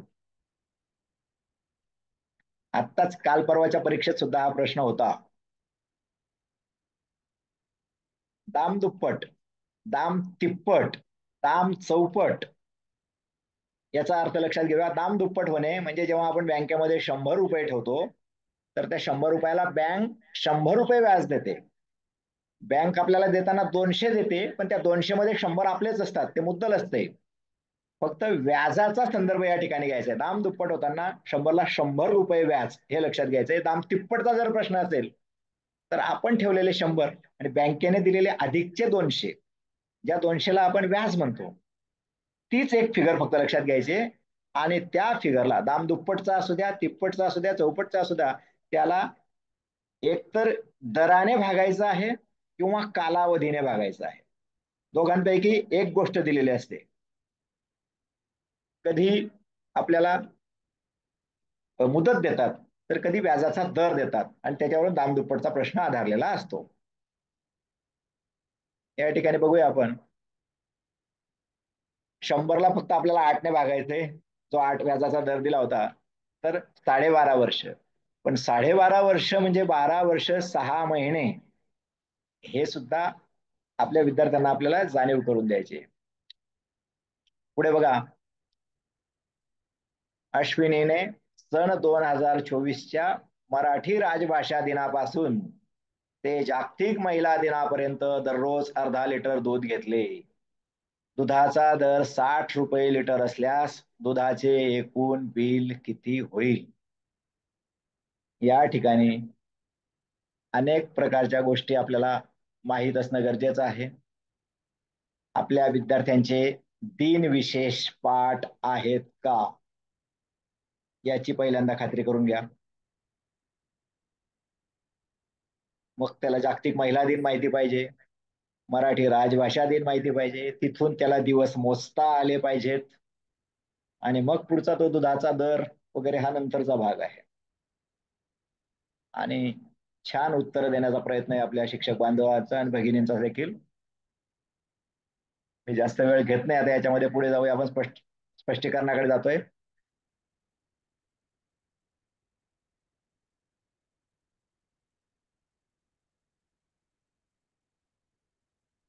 मराठी राजभाषा दिन असतो 27 फेब्रुवारीला, जागतिक महिला दिन असतो 8 मार्चला.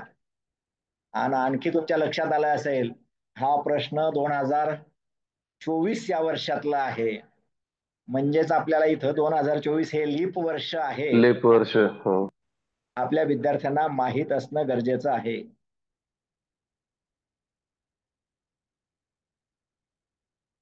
स्क्रीन दिसत नाही का पुन्हा? दिसते सर. दिसते. तर 27 फेब्रुवारी पासून 8 मार्च पर्यंत जाताना इथं 27, 28, 29 असे फेब्रुवारीतले 3 दिवस आणि मार्चचे 8 दिवस असे एकूण 11 दिवस झालेले आहेत. 11 दिवस दररोज अर्धा लिटर दूध घेणे म्हणजे 11 गुणिले 0.5 म्हणजे 5.5, 5.5 लिटर आपलं दूध झालेलं आहे. आणि त्या 5.5ला मग 60ने गुणलं की 330 रुपये बिल झालेलं आहे. सर्रास विद्यार्थ्यांची होणारी चूक, पहिलं म्हणजे त्याला दिनविशेष माहित नाहीत, दुसरं म्हणजे त्याला दिवस मोजण्याचं कौशल्य नाही, आणि तिसरं म्हणजे त्याला दशांश अपूर्णांकांचा गुणाकार येत नाही. या तिन्ही गोष्टी ज्याला जमतील तो विद्यार्थी या प्रश्नाचं उत्तर अचूक काढू शकतो. आता पुढचा प्रश्न थोडासा वेगळा आहे. 0.5 पेक्षा मोठा आणि 0.6 पेक्षा लहान असा दशांश अपूर्णांक शोधायचा आहे आपल्याला, आणि तुमच्या उत्तराच्या प्रतीक्षेत आहे मी. 0.5 पेक्षा मोठा, 0.6 पेक्षा लहान.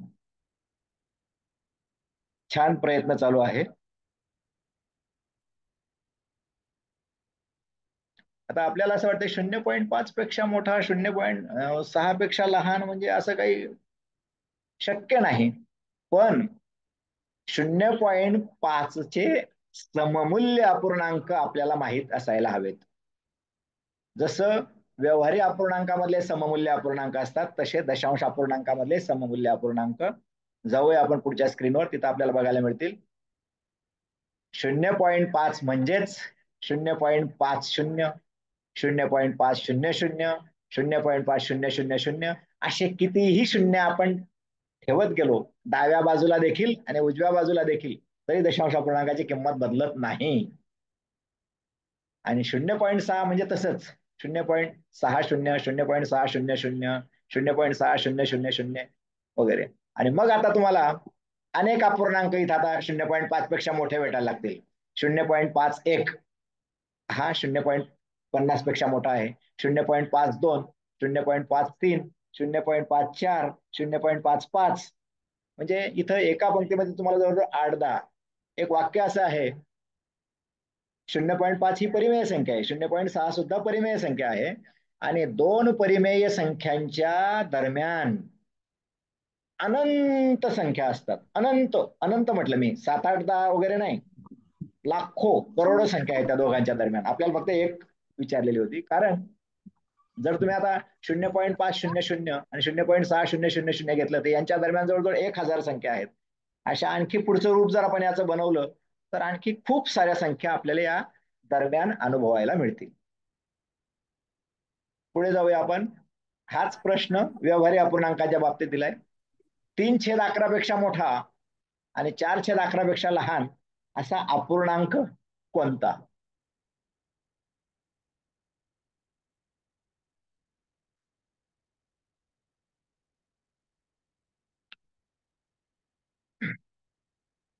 गुड.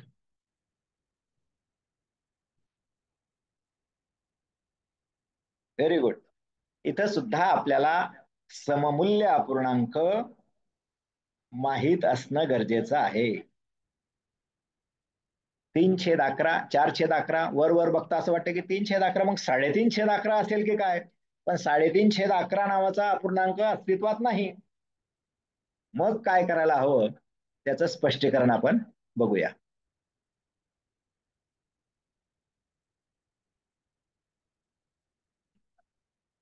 तीन छेद 11चे सममूल्य अपूर्णांक आहेत बघा. 3/11 म्हणजे 6/22.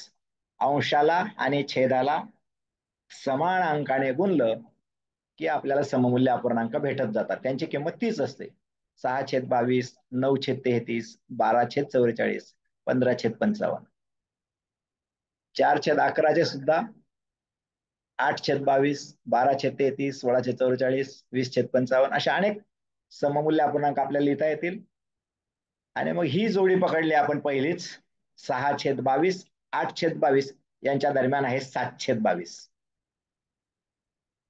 अगदी इथे जर तुम्ही पकडलं असतं 9/33 आणि 12/33 याच्यामध्ये तुम्हाला 10/33, 11/33 असे भेटतील. इथं जर गेलो आपण 12/44, 16/44 मध्ये तर आणखी 3-4 भेटतील. इथं आणखी भेटतील. असं करत करत खूप सगळे आपण भेटतील.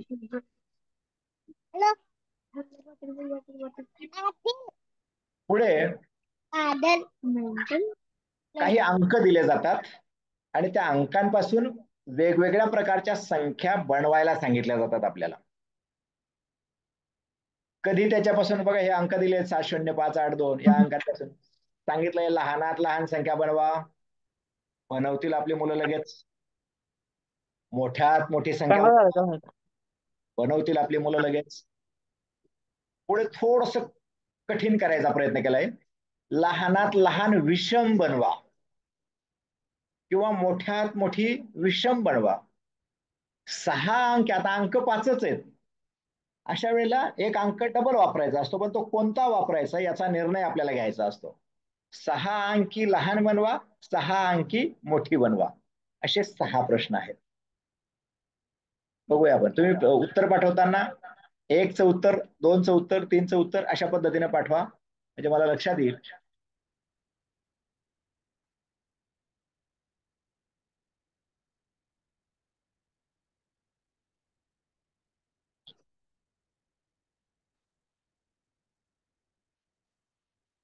लहानात लहान संख्या बनवताना बऱ्याचदा विद्यार्थी अशा बसतात की ते शून्याचा आधी वापर करतात. त्यावेळेला आपल्याला त्यांना जाणीव करून द्यायची की 0 हा जर आधी आला तर त्याचं स्थान काही राहत नाही आणि ती संख्या 4च अंकी होऊन जाते. आपल्याला 5 अंकी संख्या हवी असेल तर त्या शून्याला नेहमी दुसऱ्या क्रमांकाची जागा द्यायची आहे.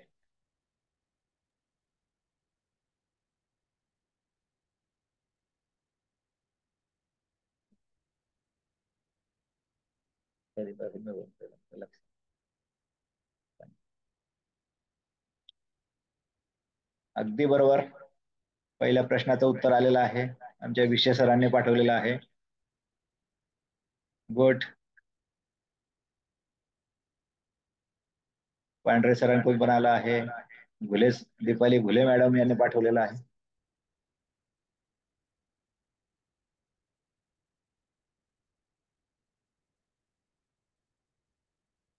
करायचं मला सांगायचं असेल.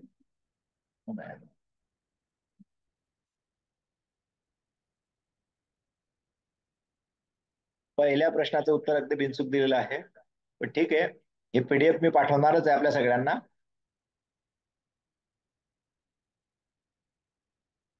अरे वा, आमच्या अतुल सरांची सगळी उत्तर आलेली आहेत. बघूया, स्पष्टीकरणाकडे जाऊया आपण. 70582 या अंकांपासून लहानात लहान जी संख्या तयार झाली ती आहे, आधी आपण 0 न घेता 2 घेतला आणि मग त्याच्यानंतर 0 घेतला आणि मग पुढचे अंक क्रमाने लहानाकडून मोठ्याकडे लावलेत. 20,578 ही ती संख्या आहे. मोठ्यात मोठी जी विचारलेली आहे आपल्याला याच अंकांपासून, या अंकांच्या वर आधारित आहे. आमच्या काही बांधवांची उत्तर येत आहेत ती चांगला प्रयत्न आहे त्यांचा सुद्धा, पण आपल्याला या अंकांपासून हा एक महत्वाचा शब्द त्याच्यामध्ये लक्षात घ्या. तर मोठी संख्या बनवताना मात्र काही प्रॉब्लेम नाही. पहिल्यांदा मोठा अंक आपण घेतलाय 87520 म्हणजे 87,520. आता लहानात लहान विषम जेव्हा विचारले जाईल तेव्हा आता लक्षात घ्या, आपण वर जी संख्या बनवली त्याच्या शेवटचा अंक होता 8, ही समसंख्या होती. मग आपल्याला त्या संख्येमधला विषम अंक जो आहे हा 7, याला पाठीमागे पाठवता येईल का असं बघायचं, आणि 20,587 ही ती विषम संख्या आहे. त्याच्यानंतर 87,205 ही मोठ्यात मोठी, इथं सुद्धा आपल्याला हा जो आधीचा अंक आहे याला मागे पाठवायचे आहे विषम बनवण्यासाठी. 6 अंकी जर लहान संख्या करायची असेल तर हा 0 आपल्याला 2दा वापरायचा आहे, आणि म्हणून 2,05,78 ही 6 अंकी लहान याच संख्यांपासून तयार होते. आणि 6 अंकी मोठ्यात मोठी जी बनवली आपण, इथं मात्र 8 हा अंक आपल्याला डबल वापरावा लागेल, आणि मग सुरुवातीला आपण 8 2दा वापरलेला आहे, आणि अशा पद्धतीच्या या संख्या आपल्याला बनवता येतात. पुढचे काही प्रश्न असे दिलेले आहेत आपल्याला की त्याच्यासाठी आपल्याला एक तक्ता आपल्या वर्गात कुठेतरी लावणं गरजेचं आहे. तो तक्ता देखील मी तुम्हाला शेअर करतो. पावणे, सव्वा, दीड, 2.25 हे शब्द नेहमी वापरले जातात. हे वेगवेगळ्या परिमाणांच्या संदर्भात असतात. कधी ते किलोमीटरच्या संदर्भात असतात, कधी पाऊण लाख, पाऊणशे, 1,500, 1.5 किलोमीटर, 2.25 डझन, अशा वेगवेगळ्या संदर्भात हे सगळे शब्द वापरले जातात. आणि म्हणून त्या सगळ्या यांचं आपल्याला पाव, अर्धा, पाऊण, 1 हे सगळं पाठ असणं गरजेचं आहे. बघूया, इथं 3 प्रश्न आहेत. 2.25 लाख रुपयातून 2,25,000 रुपये खर्च झाले तर किती रक्कम शिल्लक राहील? सूरजने 4.25 डझन आणि दीपने 6.25 डझन अंडी आणली तर एकूण किती अंडी झाली? इथे किती डझन अंडी झाली असं सुद्धा विचारू शकतात, किंवा किती अंडी झाली असं सुद्धा विचारू शकतात. 6.5 किलोमीटर पैकी 4.25 किलोमीटर रस्ता तयार झाला तर किती काम बाकी आहे? असे हे सगळे साडे, पावणे या घटकांच्या वरचे प्रश्न आहेत. याच्यासाठी आपण उत्तरांच्याकडे नंतर जाऊ, पण हा जो तक्ता आहे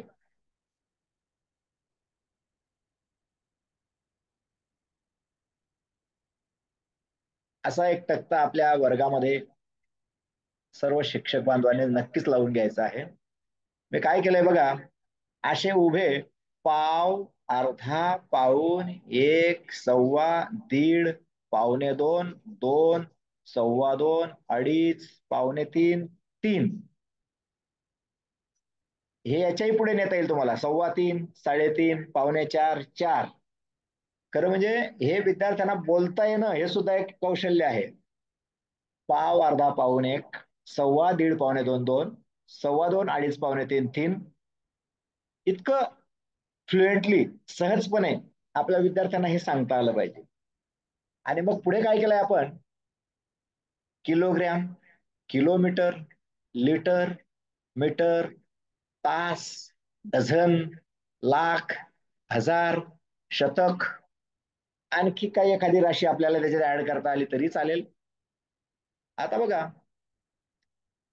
किलोग्रॅमचा पाव, पाव किलोग्रॅम म्हणजे 250 ग्रॅम. अर्धा किलोग्रॅम म्हणजे 500 ग्रॅम. पाऊण किलोग्रॅम म्हणजे 700 ग्रॅम. 1 किलोग्रॅम म्हणजे 1000 ग्रॅम. पुढे ते सगळा हा तक्ता वाचल्यानंतर ते सवयीने होईल विद्यार्थ्यांना. तसंच हे किलोमीटरचं सुद्धा असंच आहे, उभ्या पद्धतीनं. हे लिटर दिलेले आहेत. सॉरी, इथे लिटर मध्ये फक्त एक मिली शब्द माझा टाकायचा राहिलाय. मिली लिटर हवा होता इथं.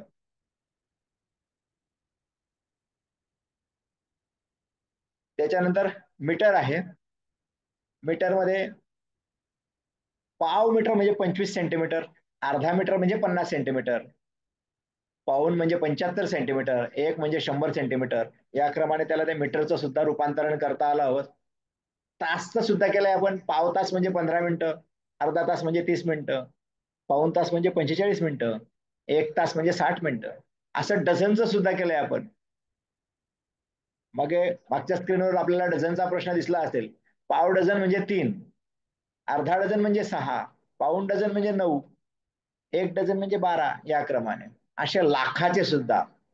पाव लाख म्हणजे 25,000, अर्धा लाख म्हणजे 50,000, पाऊण लाख म्हणजे 75,000, पुढे 1 लाख, सव्वा लाख, 1.5 लाख वगैरे वगैरे वगैरे.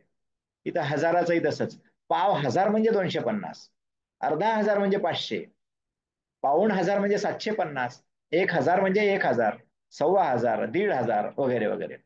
इथं शतकाचं आहे. हेही त्याच पद्धतीने आपल्याला बघायचं आहे. आता या प्रश्नांच्या उत्तराकडे आपण जाऊया, जे प्रश्न मगाशी मी तुम्हाला दिले होते.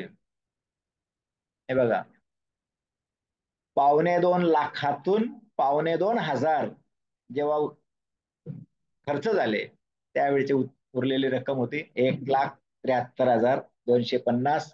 आपल्या बऱ्याचशा शिक्षक बांधवांनी याचं उत्तर अगदी बिनचूक दिलेलं आहे. खरंच खूप खूप धन्यवाद तुमच्या सगळ्यांचे. पुढचा जो प्रश्न होता तो डझनावरचा होता. 4.25 डझन आणि बघा, सूरजने आणले होते 4.25 डझन आणि दीपने आणले होते 6.25 डझन. हे 4.25 डझन म्हणजे 45, 6.25 म्हणजे 75, एकूण अंडी झाली 120. त्याचं जर का डझन मध्ये उत्तर विचारलं असेल तर 10 डझन. या 120चं लगेच विद्यार्थ्यांना 10 डझन हे सुद्धा करता यायला हवं. पुढे 6.5 किलोमीटरचा रस्ता होता, त्याचे एवढे मीटर झाले. पैकी 4.25 किलोमीटरचा रस्ता पूर्ण झालेला आहे, म्हणजे त्याचे सुद्धा एवढे मीटर झाले. आणि जो शिल्लक आहे ते आहे 2,250 मीटर. 6,500 मीटर मधून 4,250 मीटर गेले, 2,250 मीटर. अर्थात हा 2,250 मीटर म्हणजे 2.25 किलोमीटर आहे. हे सुद्धा आपल्या विद्यार्थ्यांना कळलं पाहिजे. वेखंडे सर, वेखंडे सर चालू हा ठेवायचं आहे. बोला. बोला बोला पाटील सर. किती राहिले अजून? आहे बरंच आहे अजून तसं, पण वेळेची मर्यादा बघता थोडस थांबूया आपण. एक दोन दोन एक प्रश्न घेतो आणखी. हा, दोन एक प्रश्न घ्या आणि मग यांच्या काही शंका असतील तर त्या घ्या थोड्या. हो हो, चालेल चालेल. बघा, दिनदर्शिका हा अतिशय एक सखोल अशा पद्धतीचा घटक आहे. तर म्हणजे आम्ही जेव्हा प्रत्यक्ष मार्गदर्शनाला वगैरे येतो तेव्हा 1 ते 1.5 तास दिनदर्शिका या घटकावर घेतलं जातं सगळं.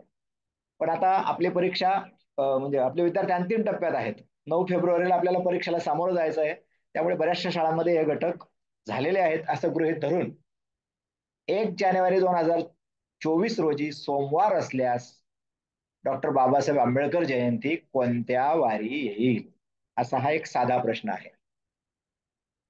हा प्रश्न पुढच्या महिन्यांमध्ये कसं मोजत जायचं या तत्वावर आधारलेला आहे. आपल्या उत्तराची प्रतीक्षा आहे.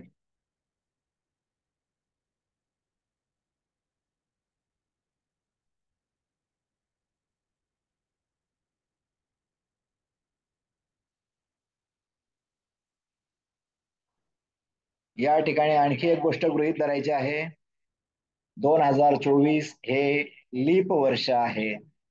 याच्या फेब्रुवारीमध्ये 29 दिवस आहेत.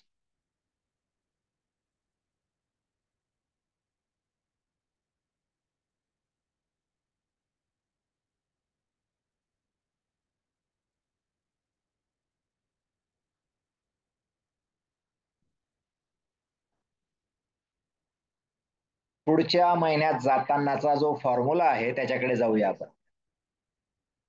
पुढच्या महिन्यात जाताना 28चा महिना असेल, उदाहरणार्थ फेब्रुवारी महिना जनरली 28चा असतो, तर 28च्या महिन्यातून पुढच्या महिन्यात जाताना फक्त 0 प्लस करायचं आहे. 0 प्लस करायचं म्हणजे काहीही प्लस करायचा नाही.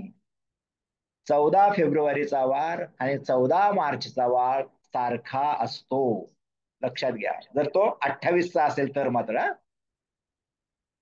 जर तो फेब्रुवारी 29चा असेल, आता जो 2024 मी विचारलेला आहे याच्यामध्ये 29 दिवस आहेत फेब्रुवारीमध्ये, तर पुढच्या महिन्यात जाताना एक वार पुढे जायचं, +1 म्हटलंय आपण.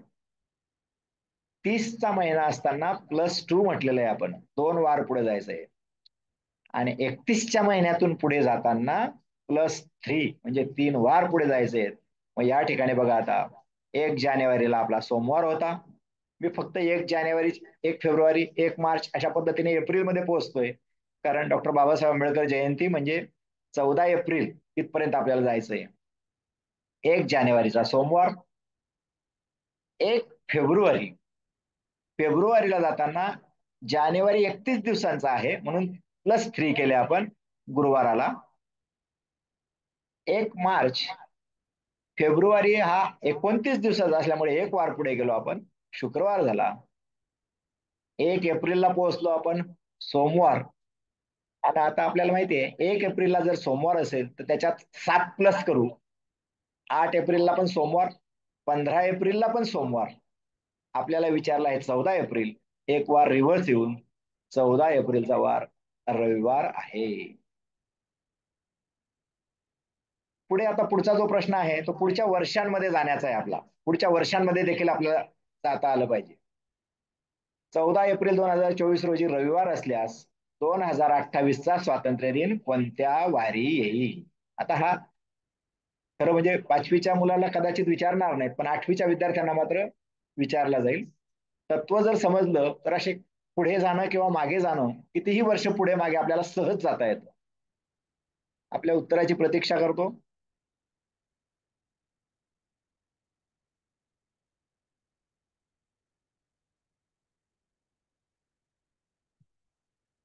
जसं पुढच्या महिन्यात जातानाच आपण समजून घेतलं, तसं पुढच्या वर्षांमध्ये जातानाचं तत्व सुद्धा आपण समजून घेऊया. पुढच्या वर्षात जाताना साध्या वर्षातून जर आपण जातोय तर 1 वार पुढे जायचं, आणि लीप वर्षातून जर जातोय तर 2 वार पुढे जायचंय आपल्याला. म्हणजे बघा, आता या ठिकाणी 14 एप्रिल 2024ला तुम्हाला रविवार दिलेला आहे. मी 14 एप्रिल हीच तारीख 2028 पर्यंत घेऊन जातोय. 14 एप्रिल 2025ला सोमवार आहे. 14 एप्रिल 2026ला मंगळवार येईल, 27ला बुधवार येईल आणि 28ला मात्र शुक्रवार येईल. इथे या लीप वर्षाचा परिणाम झालेला आपल्याला दिसतोय. 27 मधून 28ला जाताना 2 वार पुढे जावं लागला. 14 मे, एप्रिल मधून मी आता पुढच्या महिन्यांमध्ये जाण्याचा फॉर्म्युला वापरतोय, कारण मला 15 ऑगस्ट पर्यंत जायचंय. इथपर्यंत आपण जो आलो तो पुढच्या वर्षांमध्ये आलो. आता 14 मे मध्ये 2 प्लस केले की रविवार येतोय. पुढे बुधवार येतोय आणि 15 ऑगस्ट पर्यंत जर आपण गेला तर बरोबर 15 ऑगस्ट 2028 कदाचित गुगलला जर आपण चेक केलं तर आपल्याला बघता येईल 15 ऑगस्ट 2028 साली मंगळवार येणार आहे. आता पुढचा जो दिनदर्शिकेचा भाग आहे 2025चा महाराष्ट्र दिन गुरुवारी असल्यास 2026चा बालिका दिन कोणत्या वारी येईल हा एका वेगळ्या फॉर्म्युल्याचा प्रश्न आहे. म्हणजे केवळ पुढे जाण्यावर नाही तर इथं बऱ्याचशा बांधवांना हे माहित आहे ममना आणि बाशिस्वाटी या तत्वावरचा हा प्रश्न आहे. यातला म म्हणजे महाराष्ट्र दिन, दुसरा म म्हणजे महात्मा गांधी जयंती आणि न म्हणजे नाताळ, हे एकाच वारी येतात. बाशिस्वाटी मधला बा म्हणजे बालदिन, शी म्हणजे शिक्षक दिन, स्वा म्हणजे स्वातंत्र्य दिन आणि टी म्हणजे टिळक पुण्यतिथी. आणि 25 डिसेंबरला आपल्याला पोहोचायचंय. जो वार आपल्याला दिलाय तोच 25 डिसेंबरला येणार आहे गुरुवार.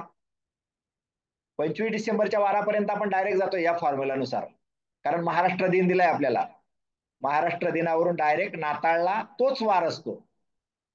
एकदा 25 डिसेंबर पर्यंत आपण पोहोचलो की 25 मध्ये 60 प्लस केले की 32 नावाची तारीख नसते, 32 डिसेंबर नाहीये.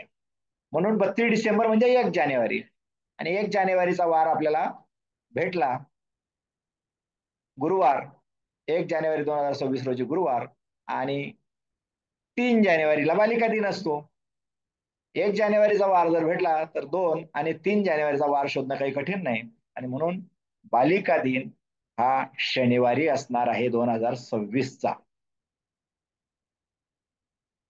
तर असे खूप सारे घटक आहेत. खरं म्हणजे वेळेची मर्यादा लक्षात घेता सगळ्याच घटकांना आपल्याला हात घालता आलेला नाही, पण माझे सगळ्या शिक्षक बांधवांना आवाहन असेल की आपले जे ग्रुप आदरणीय झुंजारराव साहेबांनी, आदरणीय वेखंडे साहेबांनी केलेले आहेत त्या कुठल्याही ग्रुपवर कोणताही आपल्याला अडलेला कुठल्याही विषयाचा प्रश्न अगदी बिनदिक्कतपणे बिनधास्तपणे कोणत्याही वेळेला पोस्ट करा.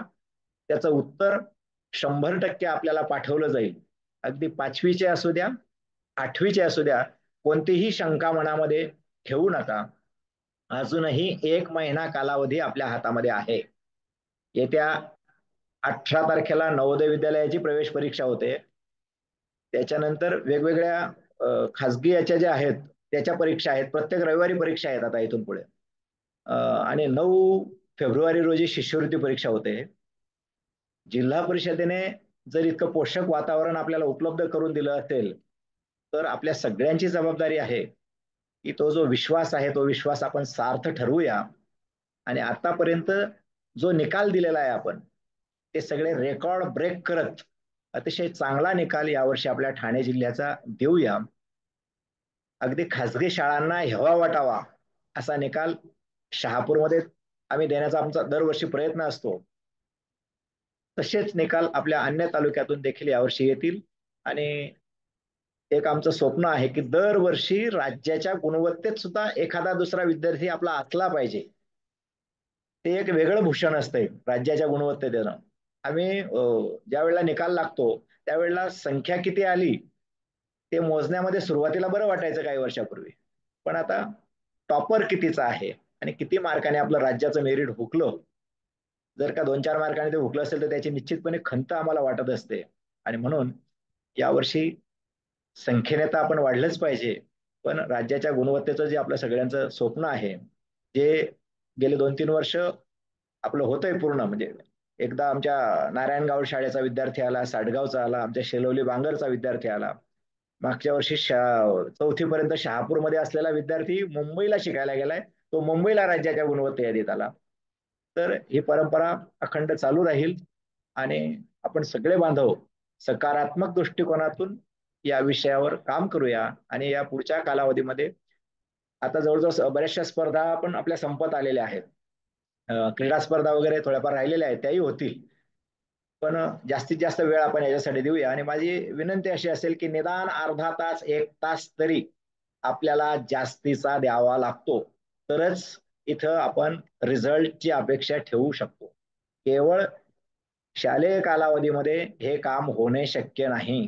आणि म्हणून जर आपल्याकडे 5वीचा वर्ग असेल, 8वीचा वर्ग असेल किंवा 5वीचा विषय असेल, 8वीचा विषय असेल एखादा, तर त्या शिक्षक बांधवांनी निदान अर्धा एक तास जर का जास्तीचा दिला तर निश्चितपणे आपले प्रयत्न फलद्रूप झाल्याशिवाय राहणार नाहीत. आपल्या सगळ्यांना चांगल्या निकालासाठीच्या शुभेच्छा देतो. आज मला खरं म्हणजे एक आव्हान होतं, कारण मी प्रत्यक्ष समोर शिकवायला मला काही वाटत नाही, पण स्क्रीनवरून स्पष्टीकरण द्यायला थोडंसं मला अवघड जातंय.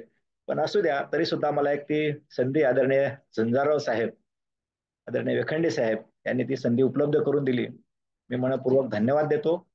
आणि आणखी धन्यवाद याच्यासाठी देतो की या सगळ्या सराव परीक्षा होण्यामध्ये झुंजारराव साहेबांचा रोल अतिशय महत्वाचा राहिलेला आहे. त्यांचा जो विश्वास आमच्या सगळ्यांच्यावर आहे तो विश्वास सार्थ ठरवण्याचा आमचाही प्रयत्न आहे, कारण एवढा मोठा निधी आपल्यासाठी उपलब्ध होणं ही खरंच खूप मोठी गोष्ट आहे.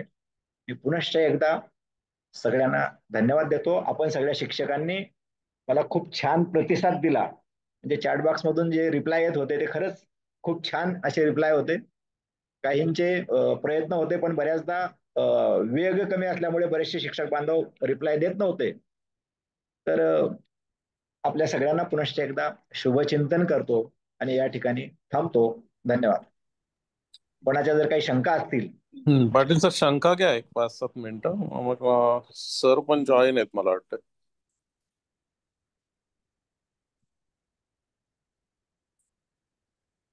शंका घ्या मग आपण.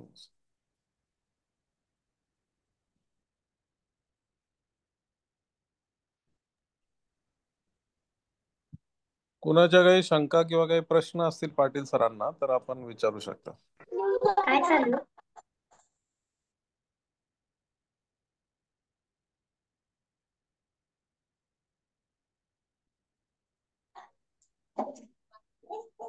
चालेल ना.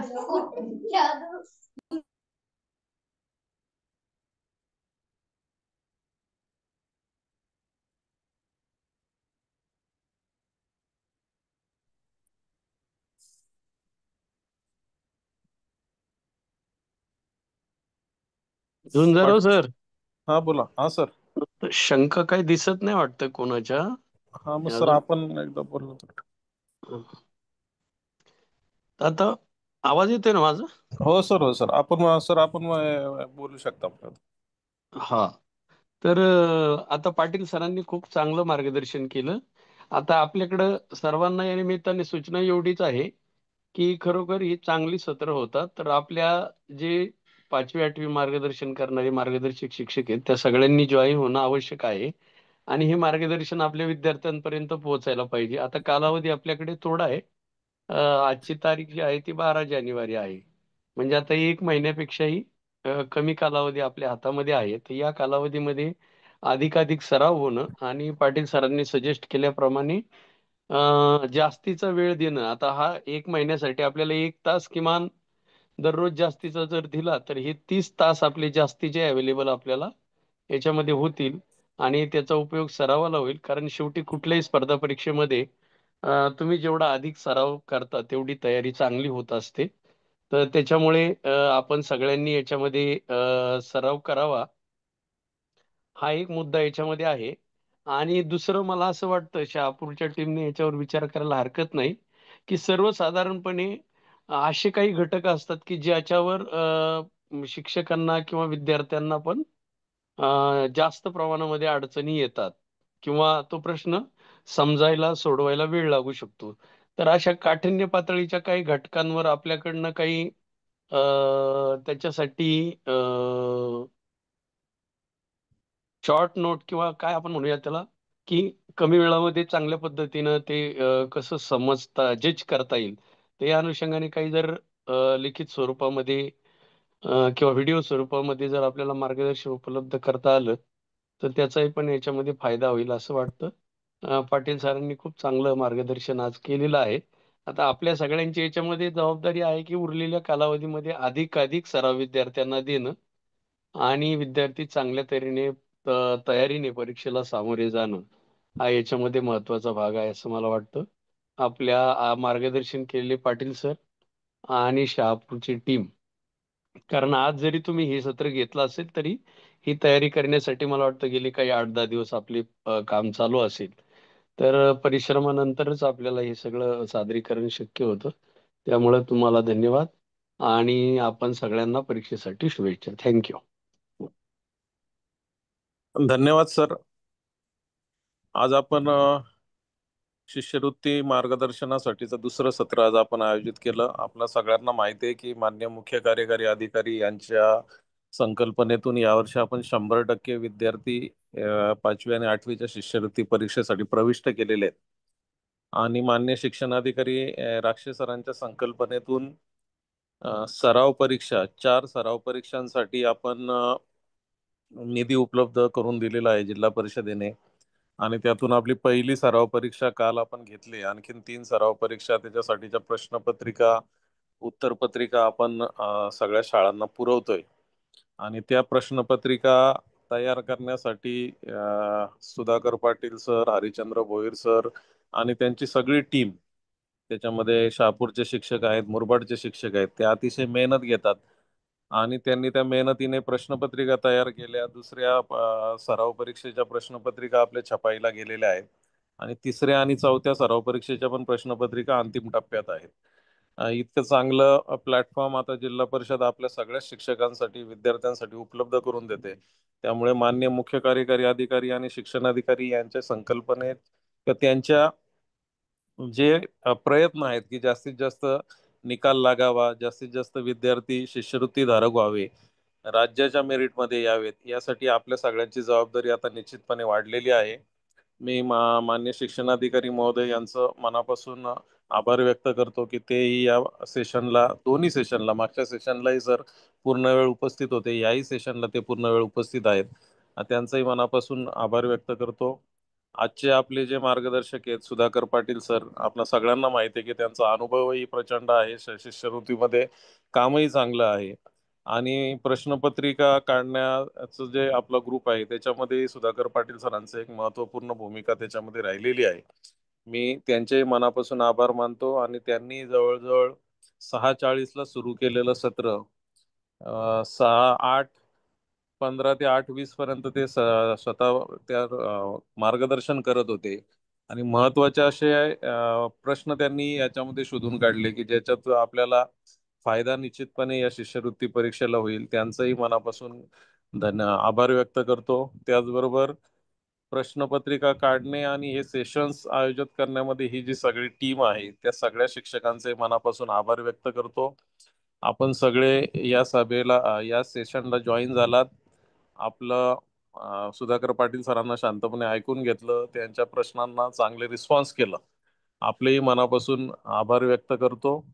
आणि या ज्ञानाचा उपयोग आपण आपल्या विद्यार्थ्यांना करून द्याल अशी अपेक्षा व्यक्त करतो. त्याचबरोबर ही मीटिंग कंडक्ट करणारे आमचे भरत वेखंडे यांनाही मनापासून धन्यवाद देतो. आणि माननीय शिक्षणाधिकारी महोदय यांच्या सूचनेनुसार झुंजाराव सर, हा एकच फक्त आता काल जी आपली सराव परीक्षा झाली, हम्म तर त्याचं आता मूल्यमापन होऊन ते हम्म तातडीने विद्यार्थ्यांच्या समोर जाणं आणि विद्यार्थी कोणत्या प्रश्नावर जास्त प्रमाणामध्ये अडखळतात किंवा मागे राहतात, तर हम्म त्याच्यावर पण आपल्या सर्व मार्गदर्शक शिक्षकांकडनं त्यांना मार्गदर्शन होणं आवश्यक आहे. येस. त्यामुळे तो निकाल पण विद्यार्थ्यांच्या पर्यंत आपल्याला तातडीनं त्यांना दाखवणं, उत्तरपत्रिका, प्रश्नपत्रिकेमध्ये ज्या ठिकाणी विद्यार्थी चुकले असतील तर त्याचं करेक्शन करून ते कशा पद्धतीने हे करता येईल याचं पण मार्गदर्शन होणं अत्यावश्यक आहे याच्यामध्ये. Yes sir. सर आपण कालच फॉर्मॅट पण शेअर केलेला आहे विद्यार्थ्यांच्या गुणधनासाठीचा. तर बऱ्याच केंद्रांचे मी काही ग्रुपवर पाहिले की केंद्रांचा रिझल्ट तयार झालेला आहे. तरी या निमित्तानं सरांच्या सूचनेप्रमाणे आपण जर पेपर तपासले नसतील तर ते तात्काळ तपासून विद्यार्थ्यांनाही त्यांचा त्यांचा रिझल्ट कळवावा. आणि आम्हाला तालुक्याला तुमचं जे विद्यार्थिनी आहे सॉफ्ट कॉपी आहे ती द्यावी. आणि त्याचबरोबर जर शिक्षकांना काही प्रश्नांमध्ये शंका असतील की विद्यार्थ्यांचं एखाद्या प्रश्नामध्ये चुकण्याचं प्रमाण जास्त आहे, तर पाटील सरांनी ज्याप्रमाणे सांगितलं तसे आपले 5वी शिष्यवृत्तीचा ग्रुप आहे, 8वी शिष्यवृत्तीचा ग्रुप आहे, किंवा तुमचे तालुका स्तरावरचे केंद्रातले जरी ग्रुप असतील तर तिथे जरी ते प्रश्न आमच्यापर्यंत पोहोचवलेत तरी त्याची उत्तरं आपल्याला दिली जातील असं पाटील सरांनी सांगितले. शिष्यवृत्तीची आपली सगळी मार्गदर्शन करणारी टीम सातत्यानं आपल्या संपर्कात राहील.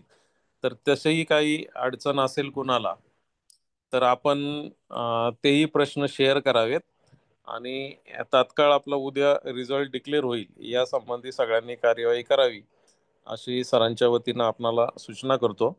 आणि माननीय शिक्षणाधिकारी महोदय. 1 मिनिट आशिष. हा हा. झुंजारराव सर, हम्म. तर याच्यामध्ये कुठल्याही शिक्षकांनी असं हे बाळगण्याचं कारण नाही मनामध्ये न्यूनगंड, की हा प्रश्न कसा आम्ही शेअर करू किंवा विचारू, याचं मार्गदर्शन मागू. शेवटी विद्यार्थ्यांच्या सगळ्या संकल्पना, सगळ्या कन्सेप्ट ह्या क्लिअर झाल्या पाहिजेत. त्याच्यामुळे जिथं कुठं विद्यार्थ्यांना अडचण येत असेल किंवा शिक्षकांना पण अडचण येऊ शकते एखाद्या प्रश्नामध्ये, एखाद्या कन्सेप्टमध्ये, तर आपण मोकळेपणाने आपल्या सहकार्याची चर्चा केली पाहिजे. आपण चुकीचं कन्सेप्ट, चुकीची धारणा कोणतीही पुढे घेऊन जाता कामा नये. तर त्याच्यामुळे आपण सगळ्यांनी आपल्याला ज्या समजा आता काल सराव परीक्षा झाली त्यामध्ये एखाद्या प्रश्नाबद्दल, उत्तराबद्दल काही अडचण वाटत असेल, चर्चा करण्याची आवश्यकता असेल, तर आपण ग्रुपवर, आपले जे ग्रुप आहेत 2, 5वीचा आहे, 8वीचा स्वतंत्र, त्याच्यावर अगदी निसंकोचपणे चर्चा करावी. आपल्या म्हणजे याच्यामध्ये कोणी काही त्रुटी काढेल किंवा त्यामुळे तसा काही न्यूनगंड बाळगण्याचं कारण नाही. उद्देश एवढाच आहे की आपण 100% तयारीनिशी आपण स्वतः आणि आपले विद्यार्थी परीक्षेला हे सामोरे गेले पाहिजेत. धन्यवाद.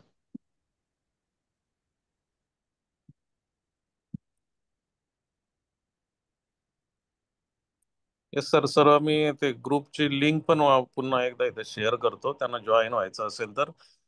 आता ही पहिली जी दिलेली आहे 5वी शिष्यवृत्तीची, त्या लिंकवर, व्हॉट्सअप लिंकवर आपण जॉईन होऊ शकता. एक 8वीची पण लगेच शेअर करतो.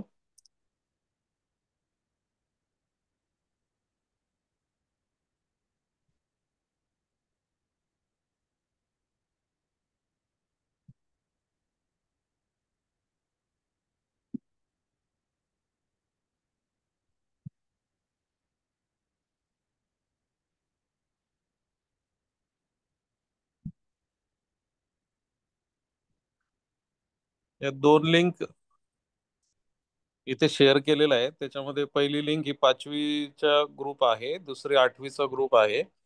इथेही तुम्ही व्हॉट्सअपला जर जॉईन नसाल तर त्या व्हॉट्सअप ग्रुपला आपण डायरेक्ट जॉईन होऊ शकता. आणि सरांनी ज्याप्रमाणे सूचना दिली त्याप्रमाणे आपण कोणताही संकोच न बाळगता आपल्या काही शंका असतील तर त्या ग्रुपवर शेअर कराव्यात. आपले जे तज्ज्ञ मार्गदर्शक आहेत ते निश्चितपणे तुम्हाला त्याचं प्रतिसाद देतील आणि तुमची शंका निश्चितपणे दूर केली जाईल. आपण सगळ्यांनी जिल्हा परिषद इतकं प्रयत्न करत असेल तर आपणही सगळ्यांनी एक जबाबदारीनं काम करून आपल्या विद्यार्थ्यांचा जास्तीत जास्त रिझल्ट देण्याचा प्रयत्न करूया. मान्य शिक्षणाधिकारी महोदय यांच्या परवानगीने आपण आजचं हे सेशन संपवत आहोत. पुढच्या सेशनमध्ये आपण जास्तीत जास्त शिक्षकांनी सहभागी व्हावं. जे आज जॉईन होऊ शकले नाहीत, आपली 500ची लिमिट आहे, अजूनही आपल्याकडे 350 शिक्षक आपण जॉईन करू शकतो. तर त्या शिक्षकांनाही जास्तीत जास्त आपण सांगावं आणि हे सेशनचा लाभ घ्यावा. धन्यवाद.